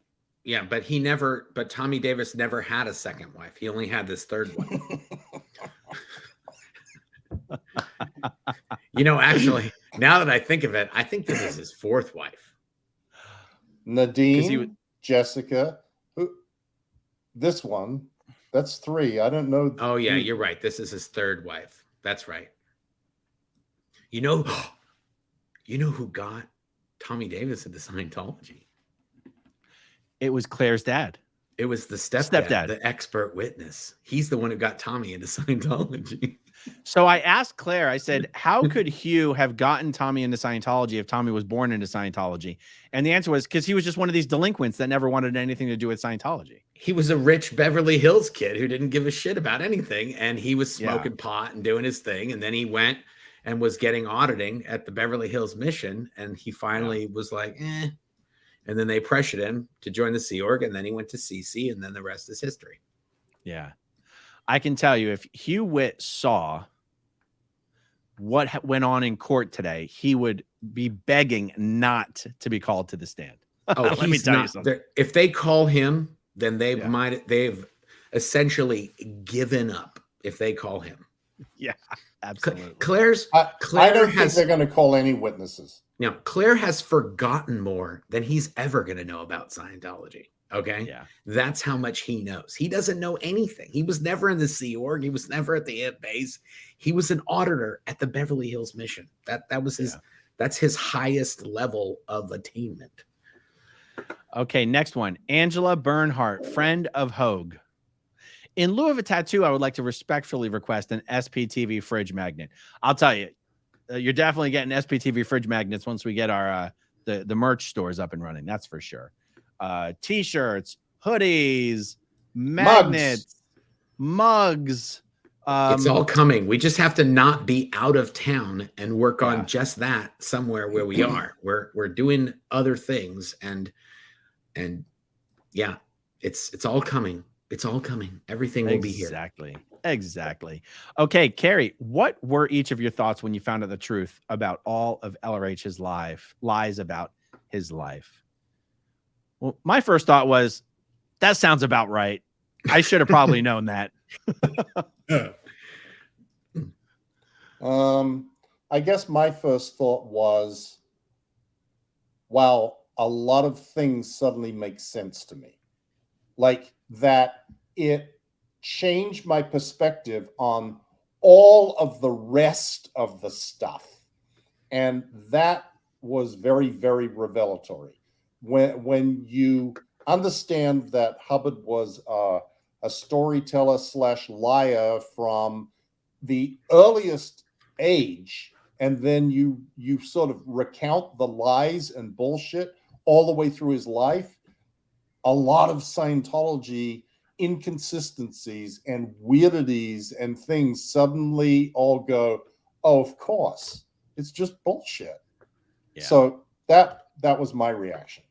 Yeah. Okay. Pat Shore says, Aaron, you need to talk to Leah and get her on the broadcast. I know she can't speak during the trial, but maybe the last day. Well, we did go to lunch today, and I spoke to her about interviewing with Claire for the Shelley Miscavige series. And I think it's going to happen. So nice. But yeah, you know, we're up to 4,400 in the chat right now. Yep. It's awesome, right? It's awesome. 4,400 watching live. Jessica Ozier says, bracelet, please. Yeah, Jessica, you could have just bought one for that. That's I know. That's what I was going to say. You're right there. You just I'm sorry to tell you that now. Thank you for the super chat, but you were almost there already. Oh, okay. Pamela Crawford, I rewatched an AA run video. He said that Debbie Cook bitch slapped DM. Actually, I said, no, I didn't. I think I said she pimp slapped him, and I meant figuratively. Right. When she took the stand, she pimp slapped him. Yeah, because she basically said, give me that money. And then he did. Yeah. Which is what that is. She said, Miscavige is my bottom bitch. Oh, my goodness. And I learned that really, from South and Park. he really was. Yeah. Andy Fabulous says, now I understand the purchase of the TV studio in downtown LA. The Hemet compound will become the Nation of Islam base. Oh, that's true. He's just going to gift it to them. Here you guys go. There's a mother wheel landing strip out here, and you got the whole thing over there. And yeah. Wow. Unfortunately, LRH and David Miscavige will need to eat soul food.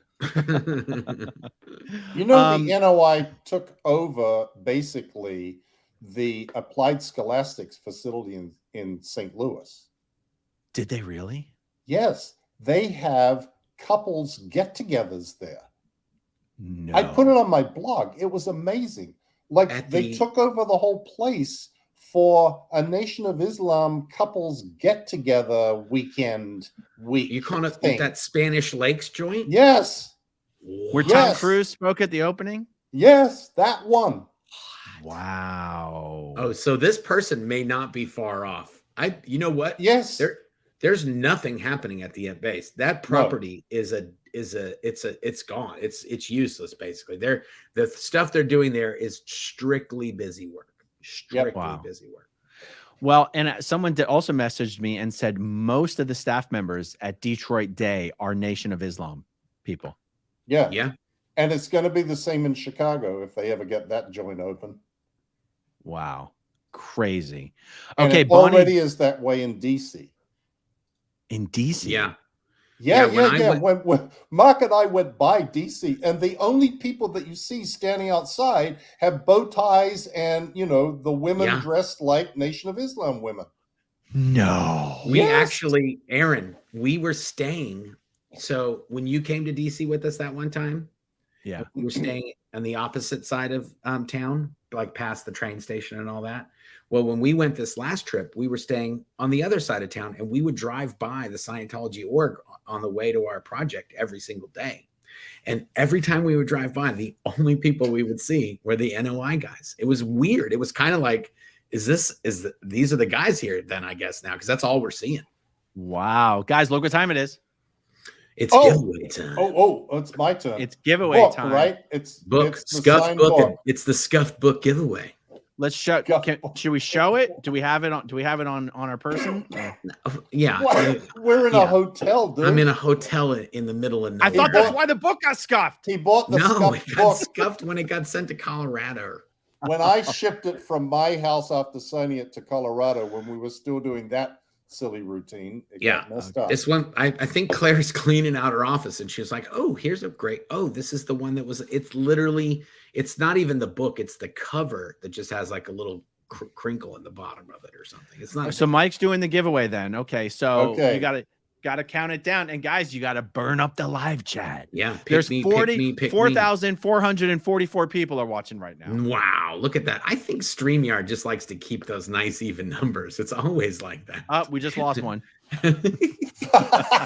Oh, we just gained one. Okay, 5. Well, I don't see a whole lot of people asking for the book. Oh, are you kidding We had 1,000 comments in the last 15 seconds. Are you kidding me, Mike? You got to scroll down, not start live. Holy moly. We just had literally 7,000 comments in the last 8 seconds. Okay. Count it down, though. Don't just count it down. 5, 4, 3, 2, 1. I don't even know who that was. There it is. Pick me. Xenu prophesized I would get the book. There you go. A Chucko. I think Chuko even did a comment earlier. Chuko. Yeah. I hey, think you win. There you go. A Chuko, you got it. Yeah. Xenu prophesized. He did, I guess. Chuko. That's what I think it is. Okay. A Chuko. A Chu KO. Okay. All right, there we go. I like when we give away bobbleheads, they say bobble me. And when we gave away the bracelet, they said bracelet me. And now they said book me. Nice. Book me. We had 3,000 comments in the last 30 seconds. Wow. Are you shitting me? Nope. Nope. Pretty good. That's a lot of comments. I didn't even know where all these things are. I'm sorry. You know what? The trick to finding out what the comment count is to be looking in the starred comments, because then you can see how many of the live comments it's racking up that you haven't clicked on yet. Yeah. I see. I see that now. Look at that. That's amazing. I wish we could get all these commenters to be subscribers. I know. Where are all these people? Yeah. When you ask them when you say you're going to give a book away, they get to doing stuff. Right. Yeah. Well, start subscribing. All right, so here we go. Winter Scoop says, my eyes were opened up by Anonymous. They showed the stuff Scientology was doing, and it helped me break away from all religion. You three are heroes. Nice. Awesome. Yeah, people ask why we don't talk about Anonymous more. I don't talk about him because I was still like in the bubble when all that was going on. I really wasn't exposed to any of it. Yeah, I just have nothing to say about it. Yeah, I used to do all kinds of stuff with Anonymous. Even those 2 Germany trips that I did, Anonymous they were actually in the conference with all these European governments and everything. There were people in the crowd wearing V for Vendetta masks in the thing. Like they were everywhere. I've been out to, I used to do a thing where I'd go, like if I was doing a job in Vegas or whatever, I would just put it out on social media and be like, hey, it's Mark here, blown for good. I'm in Vegas. Who wants to meet? And then they would organize it, and I'd just show up and eat pizza and drink beer with a bunch of anonymous people, tell crazy stories, and then bug out. So awesome. I've had lots of fun with the anonymous. Nice. Destiny Salazar. Hey, Aaron, I saw your appearance on Popcorn Planet today. So glad to see that pop culture sites are interested in getting the news out about Scientology now because of this trial. So yeah, Andy and I, Popcorn Planet, we pre-recorded something a few days ago, and he just aired it today. There's actually another one that's in the can. He's going to air later. So yes, thank you very much, Destiny. Thank you very, very much. Okay, scrolling down. Denver, Steve-O. Marilyn Honig, can you make a life-size crocheted Xenu costume for the real Mike? Oh my god, there are quite a few people in this chat willing to donate. Mike does dress up for Halloween every Halloween, and that's true. That is true. And Christy and I were talking about this year. We've got to get back to Xenu again. Do a Xenu Halloween. Because you were Xenu one year. It was very popular. Mike, how did I miss this? And what was Christy? Was she what? I forget. She what was Christy Lady was. Xenu. Lady Xenu. Lord Xenu had a wife, I'm sure. Lord and Lady. Did you own property in his galaxy? Is that how you became a lord? You know, you could get one of those. We should talk to those established titles guys. Established titles. You know, they're running it. It's a complete scam. Well, I mean, it depends on. But so are the OT levels, so it doesn't matter.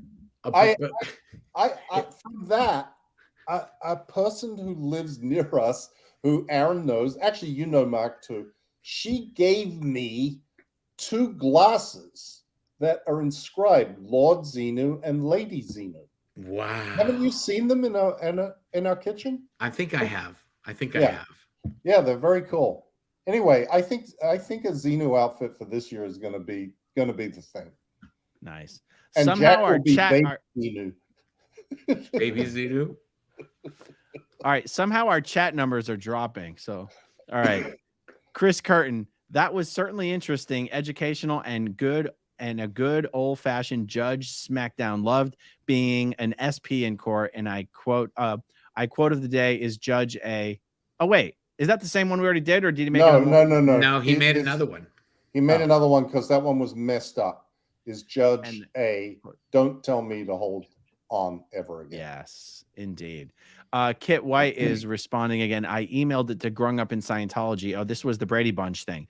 I'll send it again. No problem. I made a photo of you guys looking like the Brady Bunch title card. Instead, it says the SP Bunch. That does sound like fun. Hot we damn. should get a video of all of us looking around like that. Yeah. And then put those videos in somebody could do a graphic with that. Yeah. Christina Lucia. I wonder what Scientology is doing behind the scenes fair game wise in regards to Judge Almeida, or would they not take the risk? Ooh, they had better not take that risk. Yeah. Yeah, I agree. Cindy Trenkel, first-time poster, been an SP follower since the Aftermath episode. Y'all are awesome. Keep up the good fight. Thank you. Thank you. Thank you very, very much. I'm scrolling down. Daniel Cathers. Aaron, I sent you the AI generated images you wanted to your email. I sent you some bonus ones too. Even some Marc can like. Awesome. Not unless they're landscape. Awesome. Larry B. Mike, being the senior member of the panel, yes, i.e. 70s and 80s version, do you ever feel that the Scientology watchers of today don't understand why it was a thing in the first place? That's actually a really good question. I think that in the 60s and 70s, Scientology was way cooler than it is today, or considered to be way cooler than it is today. It was the time of the counterculture. Scientology was counterculture. Scientology was anti-government.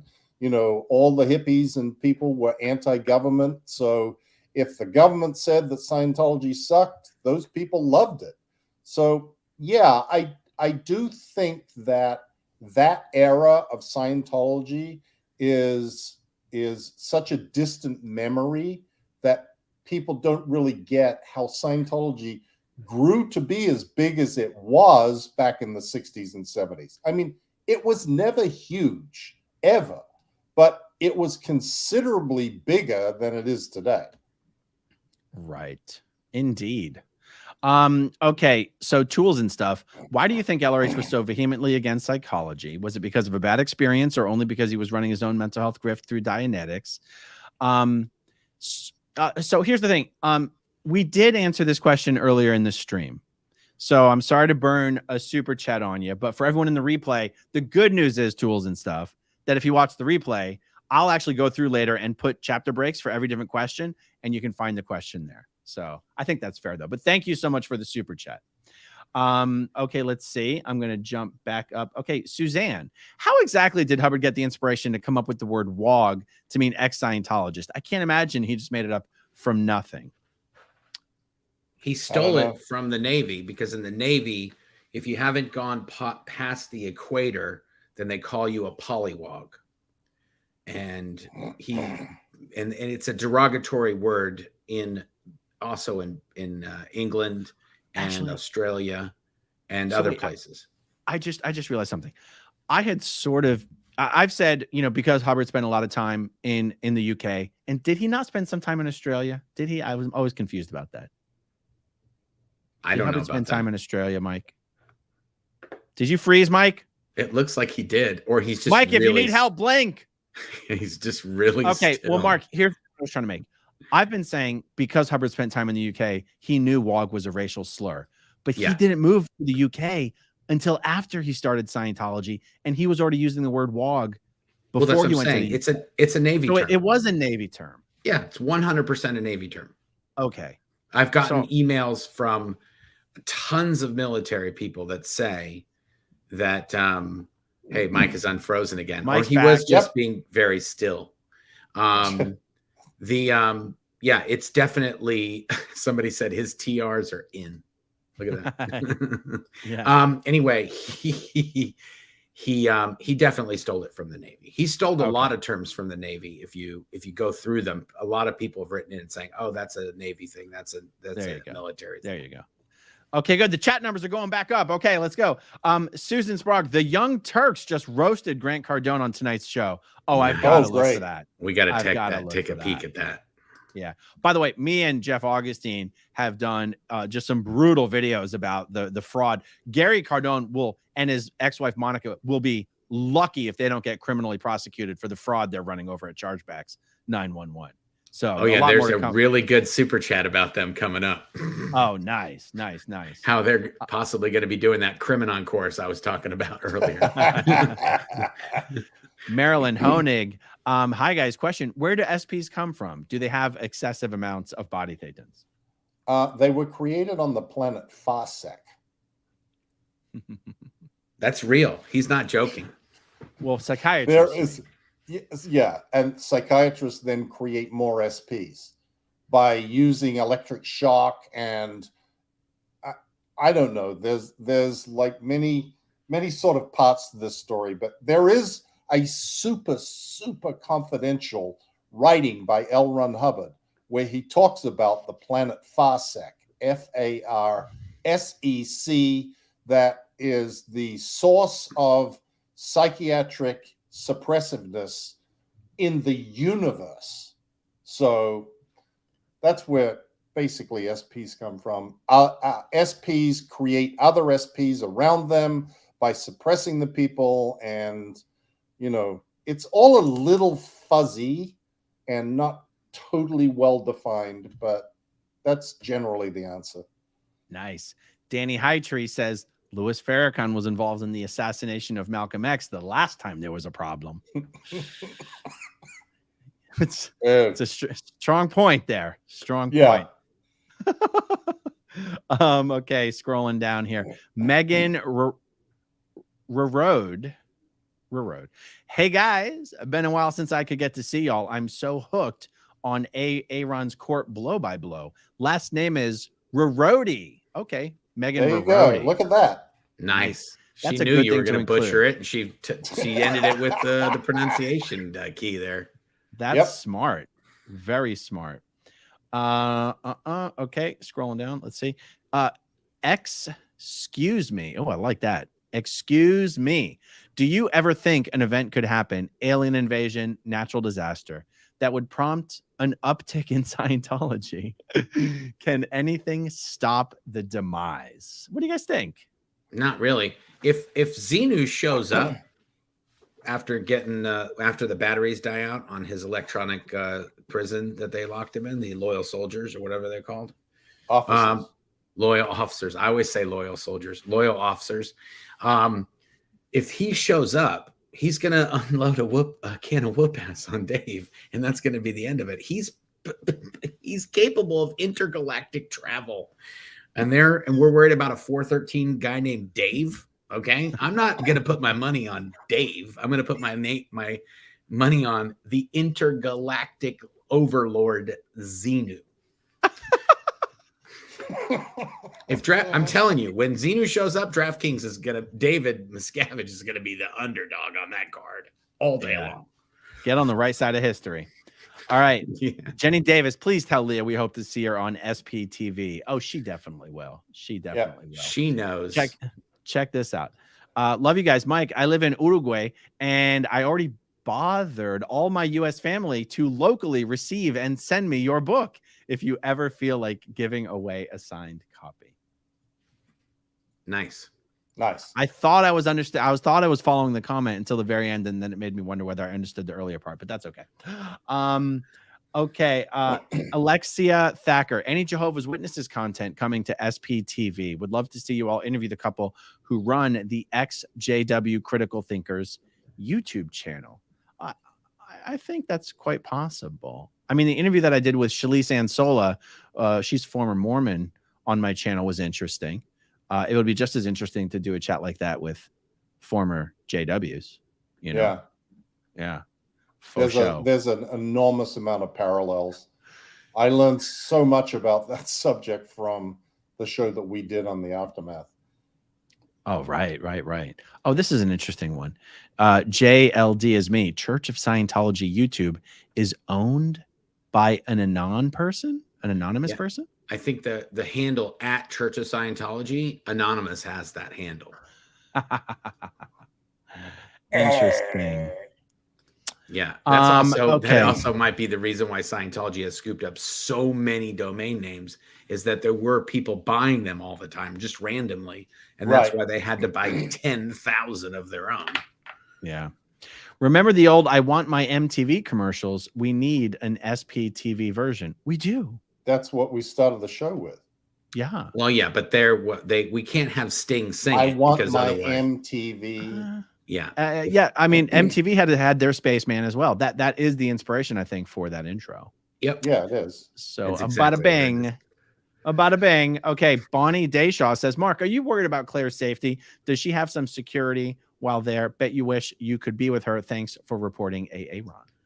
Yeah. As far as I know, I don't know a lot about this because we're trying to not talk about any of this, but I am not worried about her. And I'm pretty sure the person that she'll be with while she's there, we've already witnessed that person has security. So I think we'll be okay. Yes. And he's an Israeli badass. He probably works for Mossad. Okay. Stephanie East. Loved seeing Aaron on Popcorn Planet. My two worlds collided. Love you all. Got to have my SPTV. I might get a tattoo, actually. Well, Stephanie, you send us some photos and some video. And yeah. You will have a starring role on SPTV. That's what Aaron's doing in the chat. You up? Send pics. You got an SPTV tattoo? Yeah. Is it on your feet? With ink. Okay, Jennifer Reed, are you still providing Aftermath cards? Yep. Yes, and somebody might have left some Aftermath cards around the courthouse today. Somebody might have dropped some Aftermath cards on the floor around Danny Masterson's crew. Yeah. Okay, Aaron, I gotta say this. This is a good point about the cards, but isn't it weird when you're in the courtroom and you're hearing a person testify about what happened to them, what Danny did, and his wife and his brother and his whole family are there to listen? Isn't it the most surreal, bizarre thing? It is, especially since the defense, their argument is kind of like, yeah, all these girls wanted it. It's not even like they're lying or making it up. It's like, Yeah, but it was consensual, and they're Yeah. testifying to the most horrible things. Yeah, but and his Yeah. whole family is hearing it. And this His is the mom's there. round 2. His mom, his brothers, his sister wasn't there. Well, Chris Wadhams was there. Like, by the way, I've been calling Will Masterson his dad. Will Masterson's one of the brothers. My mistake. His wife's sister was there. Like, it is incredibly awkward.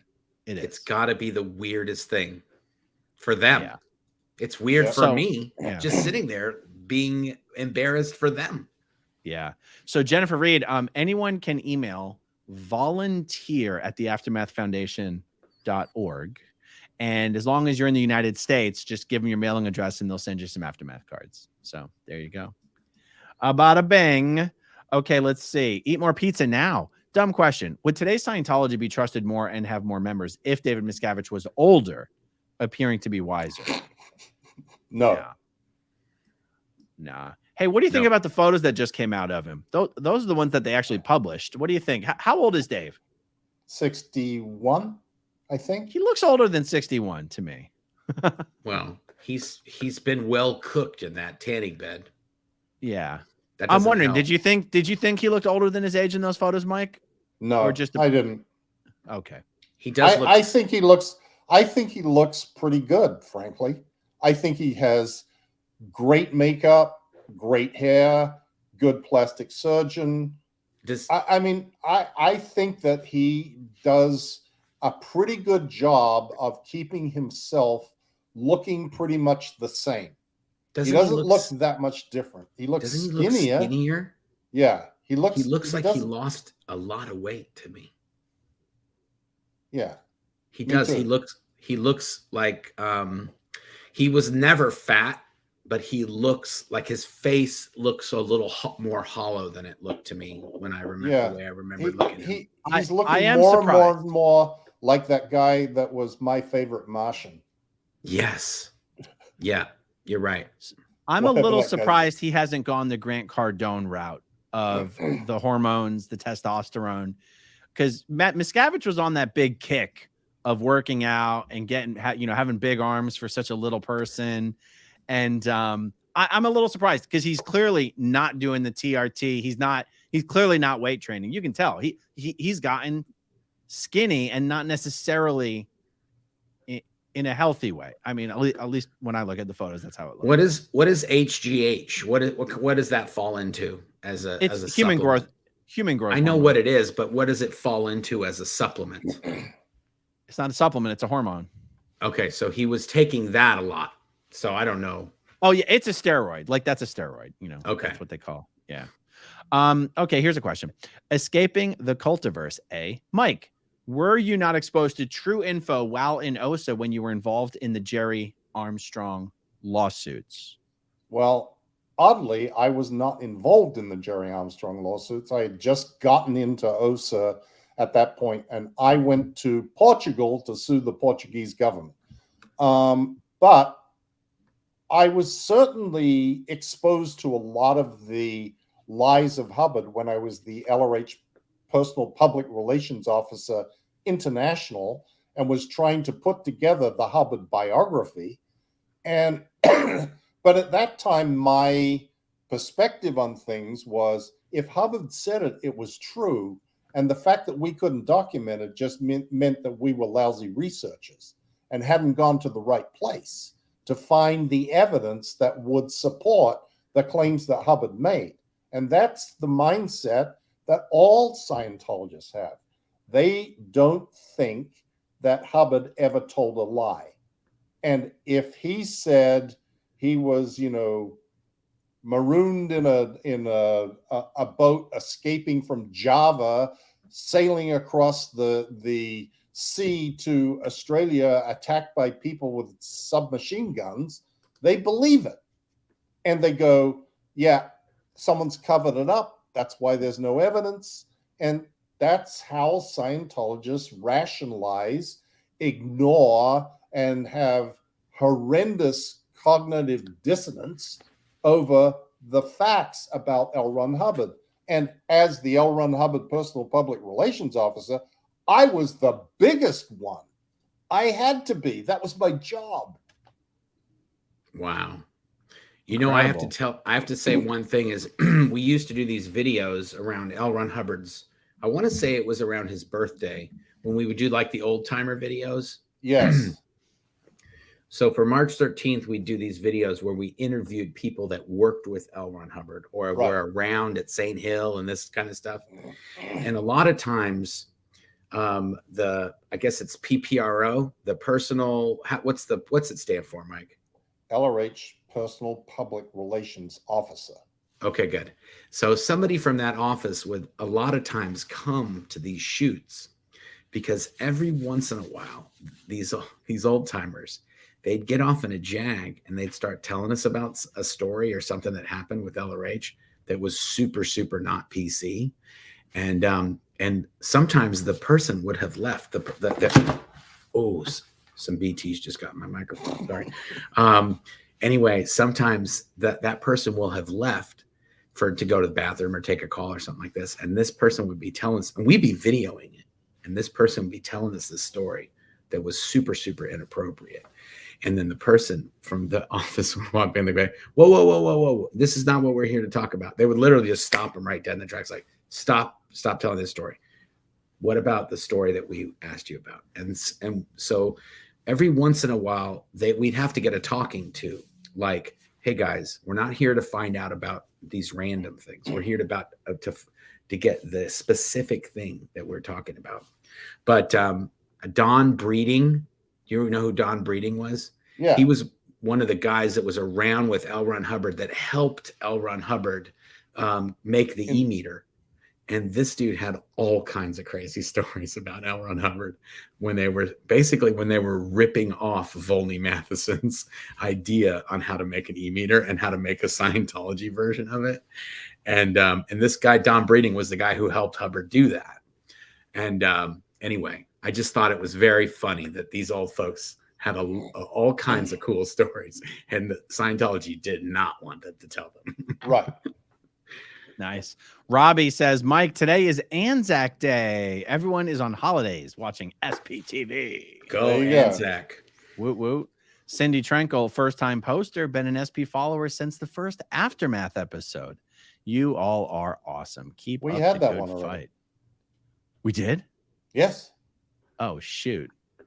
Tarkina says, remember, if you DoorDash dinner to the hotel, make sure to change the address from your home address.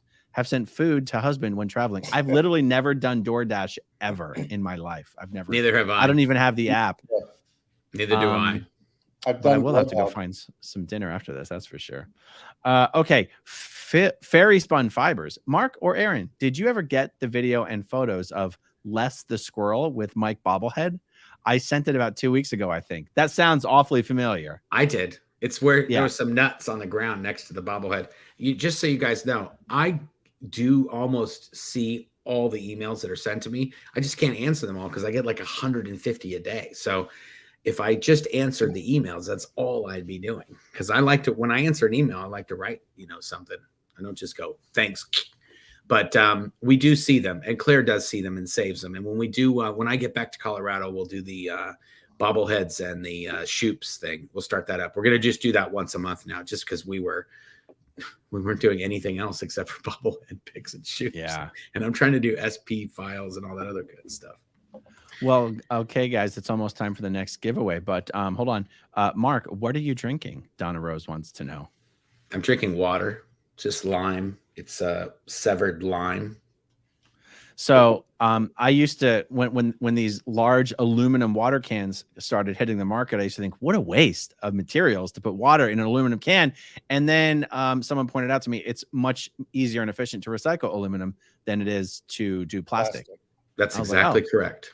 That actually makes sense. That's why they sell at Jack Johnson concerts. Oh, yeah? Yep. Nice. Canned there you water. go. Only. Nice. Joe Pa says, thanks for exposing the nightmare that is Scientology. Just when you think it couldn't get any more heartbreaking, along comes Nora and her story. Yeah. Nora's relaunching her channel. We did a live stream last night to she's already got 4,000 subscribers. I totally forgot. So all she got to do is get her 4,000 watch hours. And I thought it was 4,000 watch hours in a month. It's 4,000 watch hours in a year. Yeah, we when we did that thing with Amy, she got it during the video. She got the 4,000. All right, guys. So look, we have, I don't know how to hide this comment. Hold on. There it is. Hide comment. It is time for the last giveaway. And this is the crocheted bobblehead Xenu outfit? Yes, it's the Xenu outfit for a Mike Rinder bobblehead. It's not going to fit any other bobblehead. It only fits the Mike Rinder bobblehead. It's been tailored to fit him exactly. Okay. So we're going for the countdown. 5. Burn up the live chat, you guys. Burn it up. Yeah, you got to give them a little bit of heads up, Mike, because they got to get to their computer. They got to turn the vacuum off, get over there, get to their keyboard. Put the baby in the crib. Yeah, put the baby down. Turn off the TV that's playing in the background. Yeah. Okay, now it's good. Now they're there. Okay, now it's good. Now start the countdown. Okay, 5, 4, 3, 2, 1. Click and outfit. Boosh. Julie W. Gets it. Email Claire at blownforgood.com, and you will get the Xenu outfit for your Mike Rinder bobblehead. Nice. Well, in those 5 seconds, we got 1,200 comments, so that's pretty nice. Good. Yeah, we're doing good. You want to? That's a solid 2 hours. I got to do chapter breaks for all these questions. And my voice is running out. Yeah, and I'm hungry. Yeah. You guys can bail. I'll just roll this thing. I'll just drive this thing into the rocks by myself. If you want. Do you want to keep? Do you want to keep? I'll do all 60 of these comments. I'll do them all. Okay. I'm a trooper. I'll burn. Right. I will go. Don't add any new ones.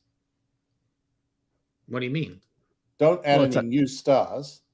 Just do the ones that are there. Oh, are you going to bail or are you going to be here? Or you want me to just read them? I'll read them. I gotta go. Go, Aaron. You go, Aaron. Right. You were our rock star today. Yeah, you've done 2 already. Yeah. Buenas noches. See you tomorrow. Thanks, Aaron. Thank you. Oh, wait a second. Okay. Are you sure? The show's not over. We're still here. Don't end anything, Aaron. I have control now. Watch this. Okay, I'll just kick him right out. Just be like, poof, there you go. You're done. Yeah. He was like trying to figure out how to do it. I was like, here, I'll do it. You're done. Claire knows Thetan Fu. Yeah, Claire does know Thetan Fu. There's no stopping her. She'll be fine. Claire will be fine. Claire's a big girl. Made it further into history of man in spite of the ice cream headache it causes. Clams are people too. Seriously, what the balls was he on? Yeah, that clams thing is definitely like, whoa. Yeah. The entirety of history of man from the first sentence is, whoa. This is a cold-blooded factual account of your last 76 trillion years. Yeah. Ooh. Lisa Lee, it killed me waiting for this all day. Thank you, guys. Hubba, hubba. Okay, we know what that's all about. CG Paul SLP, you guys are so funny. I've laughed so hard tonight. Makes for a great evening after a hard day at work. Courtney, thank you, Courtney. We appreciate that. That's great. We had a hard day at work too. Yeah, yeah. We had a hard day today too, man. Jay Hughes, question: what's the mood in DM's office tonight? Shit. Yeah, it's not a good year to be in DM's circle. Yeah, that's not a I can remember what it was like when we were around him, and not half of the nonsense that was happening today was happening then, and it wasn't fun to be around him then. I can't imagine.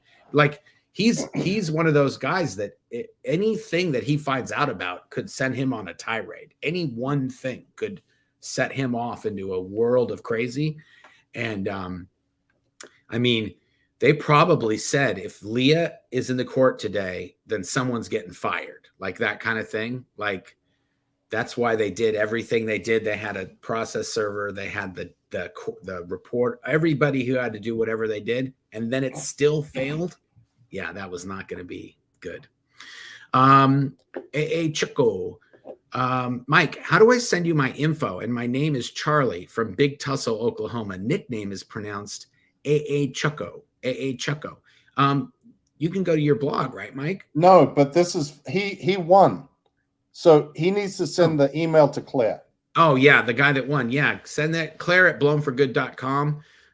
Just say you won. You can even do a screenshot of this, what we're doing here right now.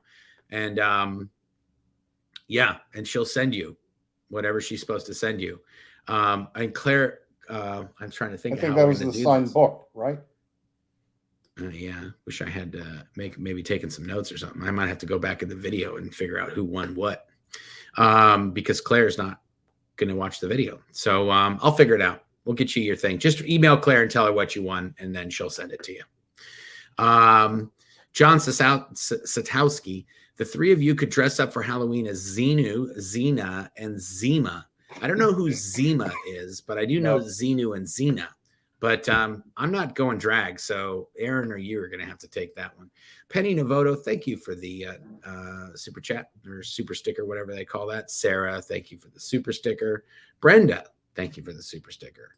Chaya Fabulosis, thank you for the sticker. I'm going to rip through these. Oh, Brenda Solier, thank you for the super sticker. We appreciate it. Oh, here's another one. Amanda Johnson. History of man has destroyed my frontal lobe. Clams are people too. We are clams. Oh my God. Did we tell people to go and read that? No, but we talked about it enough. Yeah, we've talked about it. People went and read it. I talked about it on my blog. We've talked about it on this thing. People ask me what's the craziest thing in Scientology? I always answer history of man. Yeah, it will burn your brain cells. Yep. Lily, thank you for the super chat, Lily. Appreciate it. Or super sticker. I always mix them up. Here's another one from Lily. Mike, I have a tee that states, all I see is your lips moving, but all I hear is blah, blah, blah. Great shirt to wear when Squirrel Squad comes running. That's awesome. Thank you for that, Lily. That's funny. Peggy says, thanks for doing this. Thanks for watching, Peggy, and thanks for sending us a comment there. Shannon Stam says, is Scientology small enough that you personally know the OSA guys watching this? Are y'all cracking them up even a little? Yes. We do know them individually. We do know who they are. And we used to actually call them out by name every once in a while. We'd be like, hey, Gavino, or hey, Gloria, or hey, whoever. Ray. But they're getting up there. They're getting up in years, these OSA folks. So we want them to get out. We don't want them to be there doing all this nonsense. It's also, we really do think that there are things that they would laugh at that we talk about in here. It would be impossible for them not to at least crack a smile or even chuckle a little. And if they're by themselves, they're probably laughing out loud. Yep. Because they know all the stuff we talk about is 100% true, especially the stuff about Dave. They know what we talk about with Dave. We are super accurate because we spent years with him, and the OSA guys really don't spend that much time with him personally. So whenever they see him, he's usually mad. They'd have no other reason to be seeing him. Hubby tells me knows more about COS than TC after having to secondhand listen to all the streams. Love this part of my day. Keep up the good work, all. Thank you, Casey. We appreciate it. Yeah, you guys are there are a lot of people in here who are pretty knowledgeable at this point. Heart-shaped Isle says, how many empty seats in court? SPT people will turn up if they think they can get in. Oh, you could definitely get in. When I went, I'd say you could fit another 15, 20 people in there when I went. It's really not that crowded. And I think people think you need a pass or you need a ticket or you need some kind of reservation. You really don't. You can just go to the courthouse and go through security, go to the 9th floor and walk in with everybody else. There's no nothing. You don't even have to sign you don't even have to sign in. You just have to go through, it's like going through TSA pre-check, really. It's pretty simple. Bob Van Wee. Thank you. Super sticker. Carla M. Forbes. Who provided the reports in the trial? COS? JD? John Doe's? I'm not sure. Yeah, I'm pretty sure the reports that they have are reports that the Jane Does themselves had copies of, because when you Exactly. write a report and you send it to everybody, you have to do that work when you write the report. You don't just send the report and send it in. If there's 18 people that are copied on the report, then you have to print out 18 copies of your report and send each one to each person. And so, yeah, it's very likely that the Jane Does still had copies of those. And because there's so many copies and so many people CC'd, it's almost, I would say, it's implausible that Scientology didn't get one of their copies, because the Jane Doe is the one, and the other 18 people were other people that might have been involved in the report. And 18 might be low. It could be 20 people that are CC'd on those reports. And all 20 of those people get the reports, and they get scanned, and it's in their data files. There's no way they don't have these reports in their files. Yes, John Satowski again. World Chase tag teams have some of the best parkour athletes in the world. This seems so unbelievable. Was it you who was saying this, or was it Aaron? I don't even believe it. It sounds like crazy. I've seen it. Oh my goodness. Oh, I learned a lot about worldview in Afghanistan. It's amazing how arrogant we are in our own. Yeah, that's true. You do see that when you travel abroad. You do get a distinct impression that Americans are clueless. You do. We have a bad reputation in other countries of just being like, yeah, just being crazy and think we're all that. And these people are speaking multiple languages, and they know all these different, they travel all over. And we, some of us like me, we don't even know English that well, much less another language. Got me a new name and a new photo. Hashtag Spokane Reps. SPTV Tattoo Warrior. No COS Barb. Oh, she's got the photo in her thing too. Oh my goodness. That's amazing, Barb. I truly, that kind of, I got that. I saw that picture while we were at work, and I stopped everybody and I showed it. I was like, you guys got to see this. Yep. Okay. Hey, Mike, it's Anzo Day. Lest we forget, hooked on the show. Fantastic content, everyone. Love a bobblehead, but don't think you send them to Australia. Yeah, we do. We do. It's just very expensive with shipping. It's one of those places where the post office and FedEx and UPS have all gotten together and say, it's going to be expensive. It's going to cost $50 to mail something to Australia. Yeah, it's crazy. Here we go. This is the one I was talking about earlier. Travis Bowman, thank you, says, will Scientology allow Grant and Gary Cardone to do those Crimenon courses from prison? I don't think so, actually. They're not going to get to do them. Michelle Wilson, thank you. Super sticker. Appreciate it. Another super sticker from, there it is. Jennifer Bissonette.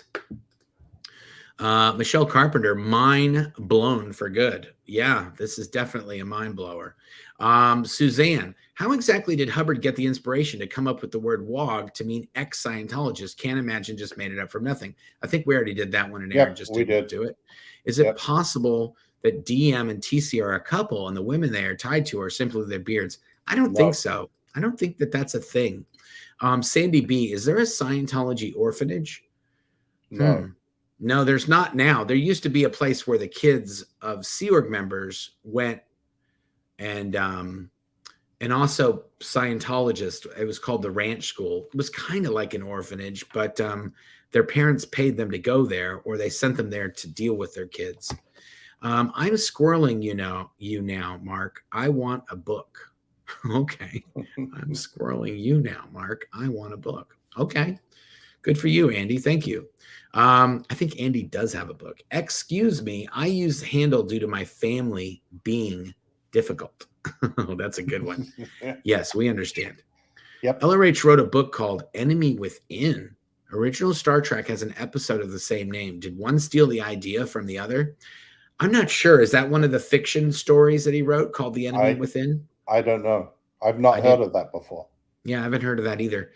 Andy, yeah, I don't know, Andy. It could very possibly. I think most of the fiction that Hubbard wrote, though, he wrote way before Star Trek in the came 30s. out. and Yeah, 40s.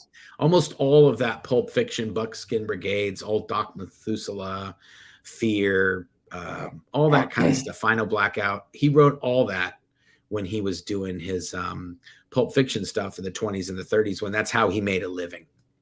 Liz Turner, my dear SP sis Mary Ann passed on Wednesday. Oh, I'm sorry to hear that, Liz. Much too young. She adored you guys and Claire, missing watching with her. Oh, how sad. Yeah, sorry to hear that, Liz. That is sad. I'm glad we could bring her a little bit of enjoyment in when she was able to watch. Juliana Bittencourt says, must see Marilyn's new crochet creation, INC2 BTs. I've seen this. Claire. Yeah, we saw her.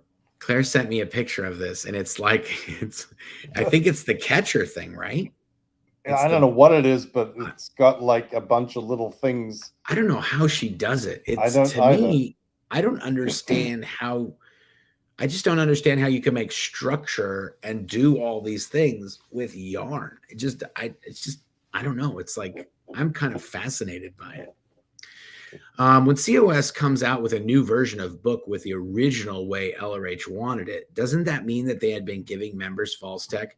This is a great question, Roadrunner.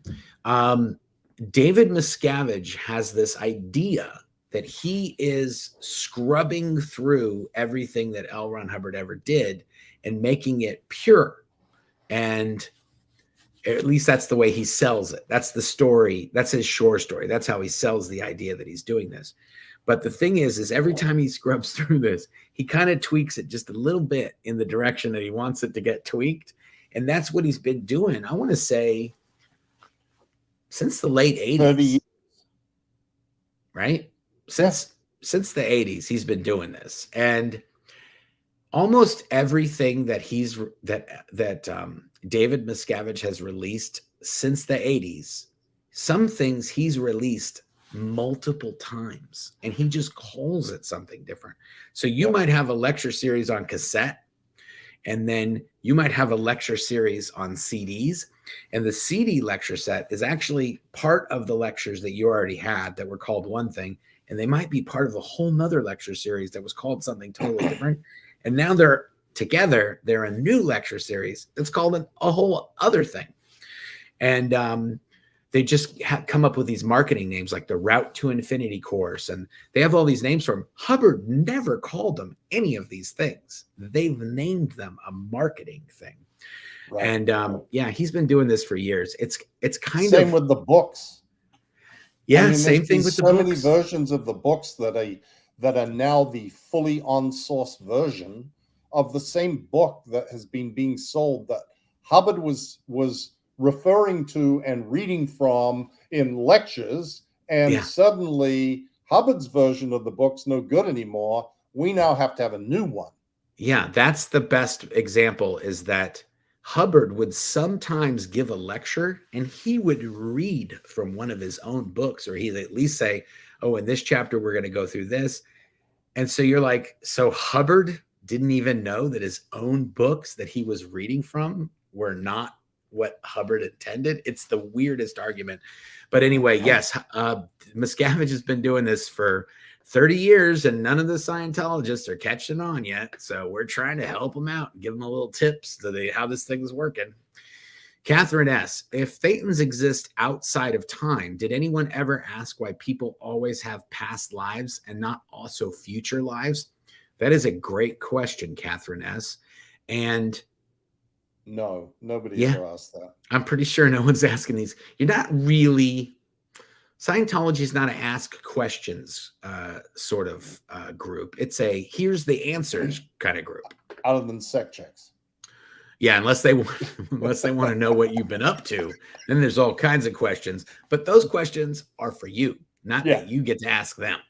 Oh, exactly. You can never. That's another thing about this arbitration and ComEvs and all that. When you do one of these comp committees of evidence, which they're now calling arbitration, if you're the interested party, you ain't asking any questions. You get asked and you get told, and you shut up when they're not talking. That's how when they're talking, you don't say anything. And the only time you're talking is when they're interrogating you or asking you things that they want to know the answers to.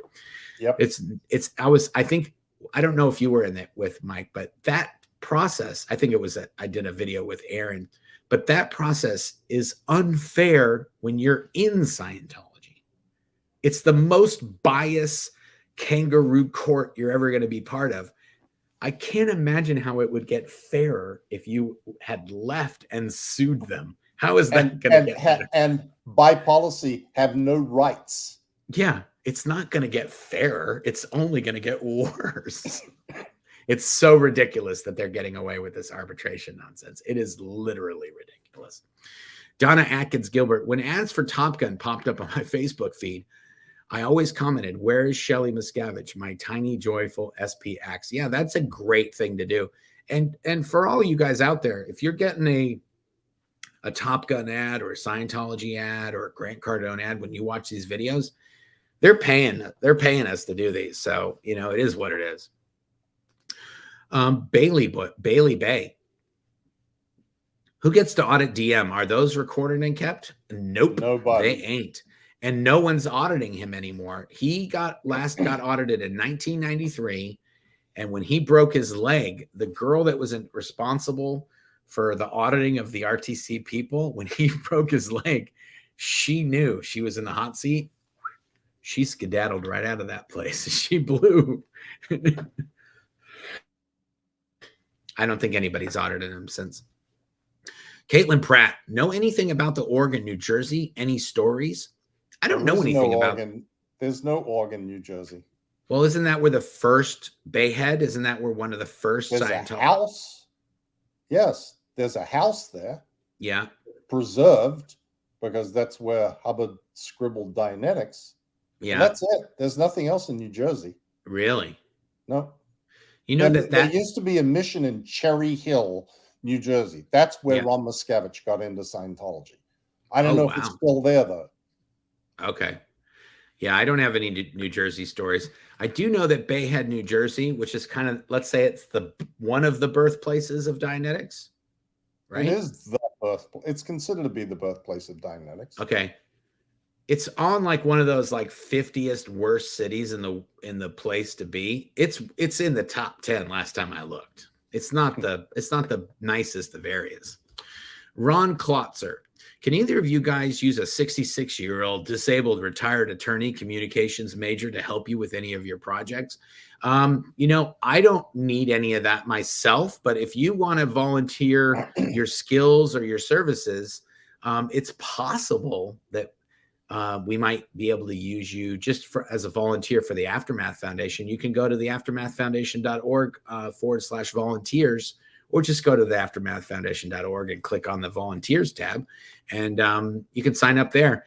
That's my answer, and I'm sticking to it. Dania Lentz, it's Dania. That's what you got it right. You got it right. Exactly what I just said. I'm so good at names. Lori plays, to the well-organized mind is a Dumbledore quote. To the well-organized mind. Well, thank you for that, you Potter aficionado. Jopa, thanks for exposing the nightmare that is Scientology. Just when you think it couldn't get any more heartbreaking, along comes Nora and her story. Yeah, we showed that one. But you know what? I did want to say, whenever you have to have a rule when you talk about, there's a few rules about Scientology. Never try to make sense. And the more you learn, the worse it gets. Those are your two things that will always. Stable datums. Those are the stable datums in learning about Scientology. It's always worse than you think. Always. Kale Green, SPTV to host a conference for psychiatry near an org. That would be amazing. We could do so many things with all of the different stuff that we're doing.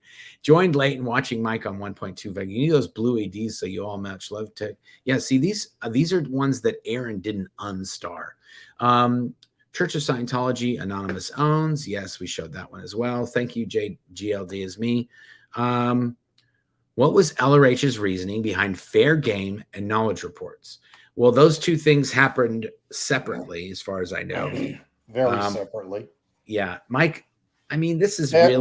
What was the logic behind fair game? It began because he was upset that there were people who were stealing Scientology and making money out of it. That he called squirrels. That was the original start of Fair Game. The Fair Game policy letter was about that. There is actually an issue where he lists the names of these people who he claims had stolen Scientology materials, were squirreling them, and therefore were now deemed fair game. And in that particular issue, he says that anybody seen them can use R245 on them. Literally. Yeah. Then the policy got written. Which is kind of colloquial, like Scientology, to mean use a pew-pew. Yeah, shoot them with a pew-pew. And jokingly, kind of like you're allowed to do that, but also kind of saying you're allowed to do that. So it's kind of, that's a little harsh. That's a little crazy. Right. Knowledge reports came ethics reports started in the 60s around the same time as Fair Game. There was a lot of stuff about ethics. Technically speaking, knowledge reports was written in, I don't know, the late 70s or something. Yeah, I think it was like 79, 78, something like that. Something like that. And that lays out the sort of theory of internal, rat out your co-Scientologists and why that is so important. And it was to create a culture of people who report on other people within the organization so that everybody thinks they're being watched at all times, which they are. Yep. Okay, good. I think we answered that. Thanks, Franny. Thank you for that. Okay, now this came up before. That's the only reason I'm going to show it. It said, regarding NOI, I don't understand how the claim to be Muslims and anti-Semitic, Muhammad and the Arabs in general are Semitic people, just like Jewish, were the first Muslims. Yeah, so NOI specifically is sort of, I want to say it's like radicalized a faction, right, Mike? Yeah, it's they're a kind squirrel group. Yeah, they're not real. The Nation of Islam are not like a pure version of that. We covered that earlier in the video, but they're maybe Semitic is the wrong term because that kind of indicates a certain type of people, but they are hateful towards Jewish people. Let's just say that. Well, that by definition is anti-Semitic. I understand, but I'm just saying the person there, we're kind of doing a little like sea lawyer on the wording here. Right. So yeah, we covered that earlier. How many anti-Scientology books are there and which ones have you read? Long live SPTV. Well, there's a lot. There's a lot now. Yeah. There's probably a list somewhere, but if you just type in Scientology on Amazon, you're probably going to get about, I want to say 15, 20 books these days that are out there. And only maybe 3 or 4 of those are going to be Scientology actual official books. Even Mike's book has been #1 in the Scientology section on Amazon for I think since it came out, it's been the #1 Scientology book on Amazon. Scientology haven't had the #1 Scientology book on Amazon for 15 years, which they hate. And they're having their members buy Kindles and Audible versions. If you look, the versions of their Dianetics that are the most highest on the top list is, I think usually it's the Dianetics Audible version, which they're having members buy, even though they probably already have heard it and read it and done everything. And it's not even L. Ron Hubbard reading it. It's like a professional voice. His name is Lloyd Scher is the voice talent who did it. And it's not even L. Ron Hubbard text. Yeah. It's kind of crazy. Thank you, Shauna. Calico 26. If Mike showed up at court with Leah, Cohen would lose his mind. Yeah, I'm pretty sure. Yeah, I'm pretty sure that we don't. I mean, I'm not going to speak for Mike, but the reason I'm not going, I I went to the last one just because I happened to be in Los Angeles when it happened, doing something completely separate. But I don't want to mess anything up. And also, we want everyone's attention to be on Danny Masterson. We don't want to draw attention to us. We're not the ones on trial. He is. And so we don't want to make it into a circus or a sideshow or anything. But the people that are attending, I think, are the people that should be attending. So I think whatever happens, it's going to happen. We're trying to do our best to make it happen the way we, so that justice is served. BH, sorry if already addressed, I'm late. How are Scientologists allowed to be so close to SPs in court? Yeah, that is also a very weird thing, that you can be sitting right, like if they run into us at Ralph's or like Safeway, they run for the hills, but it's okay for them to sit next to us in court. Yep. It is a weird thing. There's no good answer for that, B. Again, don't try to make sense of it. They break the rules when they need to break the rules. Robert King, it's funny how Tom Cruise thinks others are glib and he's such an expert, yet he's so glib about Scientology, the thing he's so passionate about. You know what, Robert? That's such a great point. You just hit the nail right on the head. And I think you might even have sunk that nail with one hit, like a one-hit sinker, because that's exactly right. Tom Cruise is yelling at Matt Lauer that he's glib about psychiatry. Guess who's glib about Scientology? Tom Cruise. Mind blown. Thank you, Robert. That is a very good comment. I think I'm even going to steal that and use that. Veronica Bombria, when COS loses their tax exemption, will they have to make reparation to the taxpayers? I hope so. I hope they got to pay everybody back for all the nonsense. I don't think that would actually happen like that, but it could be one of those things where well, it depends under what circumstances they had their tax exemption revoked. And if it was because they had been defrauding the IRS, then the IRS can then go back and assess back taxes. Yeah. Based on the fraud.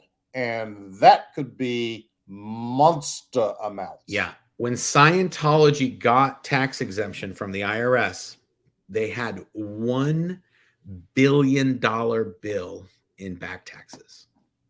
According to David Miscavige. According to David Miscavige, they already owed $1 billion in taxes in 1993. So imagine if they lost it, if they went back in time and said, you got to pay all, that's a lot. That could be the end of it right there. And also, Scientology got their panties in a twist when there was a court case where a woman was awarded, was it a woman, 30 million? How much was that? Or that was Larry Wallersheim? No, that was Julie Christopherson. Julie Christopherson. She got $30 million in punitive damages awarded to her by a court. And they went crazy because they knew that would set a precedent if this was allowed to go through. And so that's the reason why they're not suing a lot of people. They're just very aggressive when they get in the mix or someone comes after them. They're not suing people because they don't want people to get anything from them in discovery and other stuff, which is what they would open themselves up to. But this Danny Masterson trial could be a pivotal turning point in people that have been victimized or people that have been victims of anything Scientology or Scientologist related. People will be coming out of the woodwork with like, hey, I got something to tell you. And that's what Scientology does not want. So that's why this is so important. We're in the last dregs the comments here, guys, and then we're going to wrap this up. What is a clay table? I saw it mentioned when researching Scientology, but don't really understand what it meant. I'll answer that, Mike, since your voice is about to be taken offline. When you study Scientology, Hubbard believed that there were three barriers to study: the misunderstood word, the lack of the physical thing, or the lack of what he called the mass, and a skipped gradient. So getting too far ahead of where you're learning about something, you're skipping too far along before you learn about certain things. And the way that he thought would be a great way to handle the lack of mass of a subject that you're studying is when you study something in Scientology, once you read it, you then make little clay people and little clay figures and you label them and you kind of demonstrate that concept with clay. So there's a lot in every single Scientology course room or classroom in the world.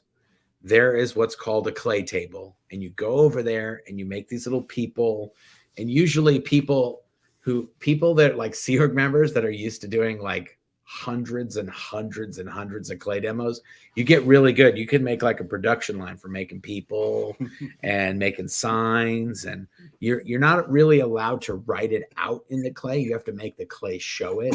So you really have to do it.